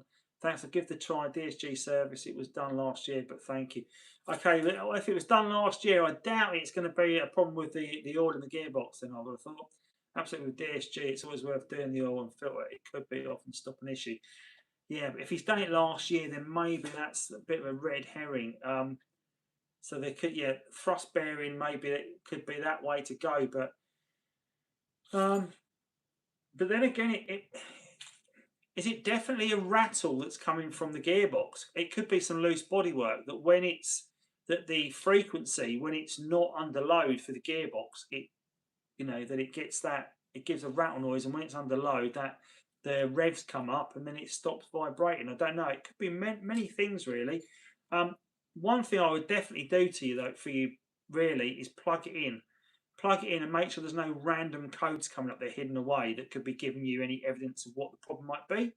At least you can rule that out, because so the last thing you want to do is undertake unnecessary jobs on these cars. The heat shield on these, yeah, because mine does that. On idle, my heat shield rattles, so that's definitely one thing that it could be. When you rev it, it goes away. Easy. I've done a video on fixing that heat shield to the car. I actually welded it back up, bizarrely, even though it's an alley heat shield. I did tack it back up, but it seemed to work. Definitely check that out. The heat. Just type in. Go to my content and search my videos and just type heat shield in. It might pop up for you. Just have a look at. It's something you can fix very easily, very quickly, and it could be something you could rule out for free. So definitely worth checking it out. Yeah, no worries, buddy. So any questions you got, and drop me. Everyone is welcome to drop me an email at the channel at any time as well. I'm always happy to help people out. So if you've got a question for me, please drop me an email, and I'll respond where I can. But yeah, guys, of course, if you want to support the channel, become members, you can do so on the join link below as well. So if the information you get is helpful and solves the problem, you can also buy me a coffee by joining the channel. So always useful. I'm going to I'm going to save up on the donations for the channel and buy a significant item for the channel for doing all the how-tos for the garage. So I'm going to save up and buy a decent tool chest, because what I have is I've got a little blue tool chest made by US Pro Tools, if you've seen my tool chest, and it's got my laptop on it tonight, and I think it's made out of tin, and it is the most rickety old thing. Doesn't hold any. It's got no space, no weight to it. But I'm going to get a decent tool chest, because I've got so many tools everywhere. Anyone that's been to my garage, Richard, you know exactly what I'm talking about. I need somewhere to put all my tools, so I'm going to buy myself a tool chest for the garage. That's my next investment in the channel. So that gives you back to you guys, and then I can share with you what I've done, and it can give that. I'm also going to, at some point this year, I'm going to convert the other end of the garage into a studio, so that I will be able to do recording in there, and give you some really good content. I hope you like what I do in the garage. I hope you like having the car in the background for the lives, rather than just sitting at a desk and talking to you. If you do like me being in the garage, then great. I am going to do a live over the next few weeks, where I'm going to be in the garden as well.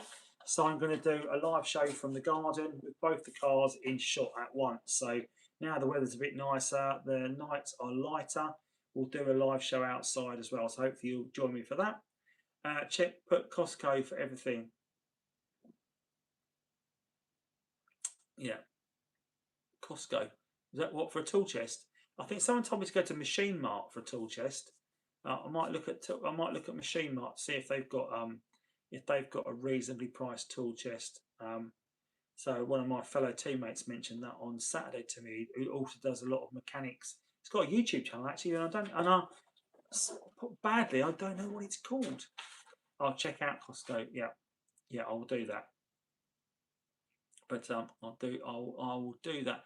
So we're coming up on the 2-hour mark, I think. Or SGS do a great tool. They do a great right. So I think obviously the go-to tool chests are obviously Snap-on, but they're very expensive. But I think Machine Mart are a lot better priced. SGS are a good tool chest, I think. So I think that's where I'll go. That my teammate I was talking to, he's gone for a long. He's got like a shorter one, like a tall 7-drawer one, but he's just got a long wide one now. So what do you guys think I should get for my tools? I guess a wide one. Really, the tools I've got don't really need it. The only thing that I've got of any length, width wise, is I've obviously got my Sealy torque wrench I've got. So that's about as long as my tools get. I've got my breaker bar as well, which is quite long. So that's about the length of that. So what's that, about 15 inches probably? So I presume as long as they can take tools up to that size, then that will be probably a good thing for the garage. But, you know, I've got so many tools now, I need to make sure, and a lot of the tools I've got, I've picked up. Is that going to come around back onto? Yeah, there you go. A lot of the tools I've picked up are from jobs I've done on the car and bought up a specialist tool for it. And then, of course, now when I need to do these jobs, I can never find them because they're all scattered around the garage. So that's not great. I've got this racking system on the side of the garage, which I'm just going to flick you around. I say racking system. This shows you how messy my garage is, guys. I'm going to show you this now, okay? So there you go. So all that racking has got loads of Audi TT bits and pieces from my breaker car hanging out. You can see up the top here, if I put my finger in it, there, you can see the end of a drive shaft hanging out. There's lots of various pipes hanging out here. There's a steering, a power steering pipe down there for a 225. You can see down here there's loads of pipes for the intercoolers and that sort of thing as well. So yeah, there's loads of, all that stuff needs to go somewhere, doesn't it? I need to tidy all that up. It's a right mess. I've got headlights down there for cars as well, for the TTs. Tony got a cracking deal on one from Halfords. Oh, okay. Yeah, the Halfords, I know the Halfords tools are really good, but I guess their toolboxes are good as well, are they? I'll definitely check that out as well. See if we can get something in the garage to keep it all tidy. But yeah, I'm probably going to wrap up in the next few minutes. I've got an early start tomorrow. I'm on the 6:09 out of Marden tomorrow morning. I'm off to Taunton for head office, so I've got an early start tomorrow morning. So I probably won't stay on too late, so I can get some sleep tonight and get myself ready for that journey. And yeah, and then I won't be live Wednesday night this week, so I do a Fiesta live on a Wednesday. I won't be live Wednesday because I'm actually out, but yeah, I will be back next Monday for the live. I'm off to Holland obviously on Friday, so I'm away playing hockey at the weekend in Dordrecht. So if you're in Holland and watching this and you want to come and see me, I am in a fancy a beer or watch a bit of ice hockey. I'm in Dordrecht Ice Rink Saturday and Sunday. I'm back Sunday night, and then Monday night I will be live on the channel with updates about stuff I've got going on the car. There's a few videos in progress at the moment. Just conscious I haven't got to put a how-to video out. I'm doing a how-to video on servicing the Fiesta at the moment because bizarrely,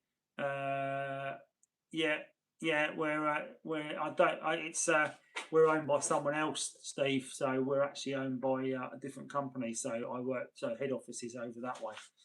So yeah, I am based in Essex. My original part of the business, but we're over there now. We were bought out. Another long story. And yeah, so lost train of thought there. So yeah, so I'm going to try and get that Fiesta video out because bizarrely, although my passion for you guys is the TT, you know, I've got 2 TTs. I love the cars, do lots of stuff on it. But my most popular content, my top 10 videos every day are my Fiesta videos because there's more of them. So that, you know, that really, if I did this to grow the channel really quickly and become, you know, and do it all about, you know, making money, I guess, and getting popular and whatever, I'd be doing Fiesta videos all the time. Well, that's not what it's about. For me, it's the passion, it's the Audi TT. I love the Fiesta as well because it gives me a new insight because there's a lot of overlap on how to do mechanical stuff. But obviously my passion is the Audi TT, which is why the Monday show is so different and why I get to speak to you guys, share my passion, talk to you about problems with the cars and yeah, just things in general. So don't forget, guys, just to refresh, that new member perk that's going to be coming to the channel is Stephen Craddock is going to be doing his wonderful detailing business from the next month, and he is offering a £200 discount on his full detail. So £350 for a full detail for channel members. So if you want to have access to that amazing discount, you need to join up as a channel member and support me, support Stephen as well in his new business venture. We're going to do a video on how to detail your car as well, so I'm sure that'll give you some interest. I want to thank you all for being part of it tonight and joining me on my normal Monday waft on about Audi TTs. It's been a great evening once again. I've enjoyed all your company. Thanks for being here. Please come back next Monday night and join it all again, where we do it all again. And yeah, thanks for watching tonight. I'll see you all very soon. Take care, everybody. Thanks a lot.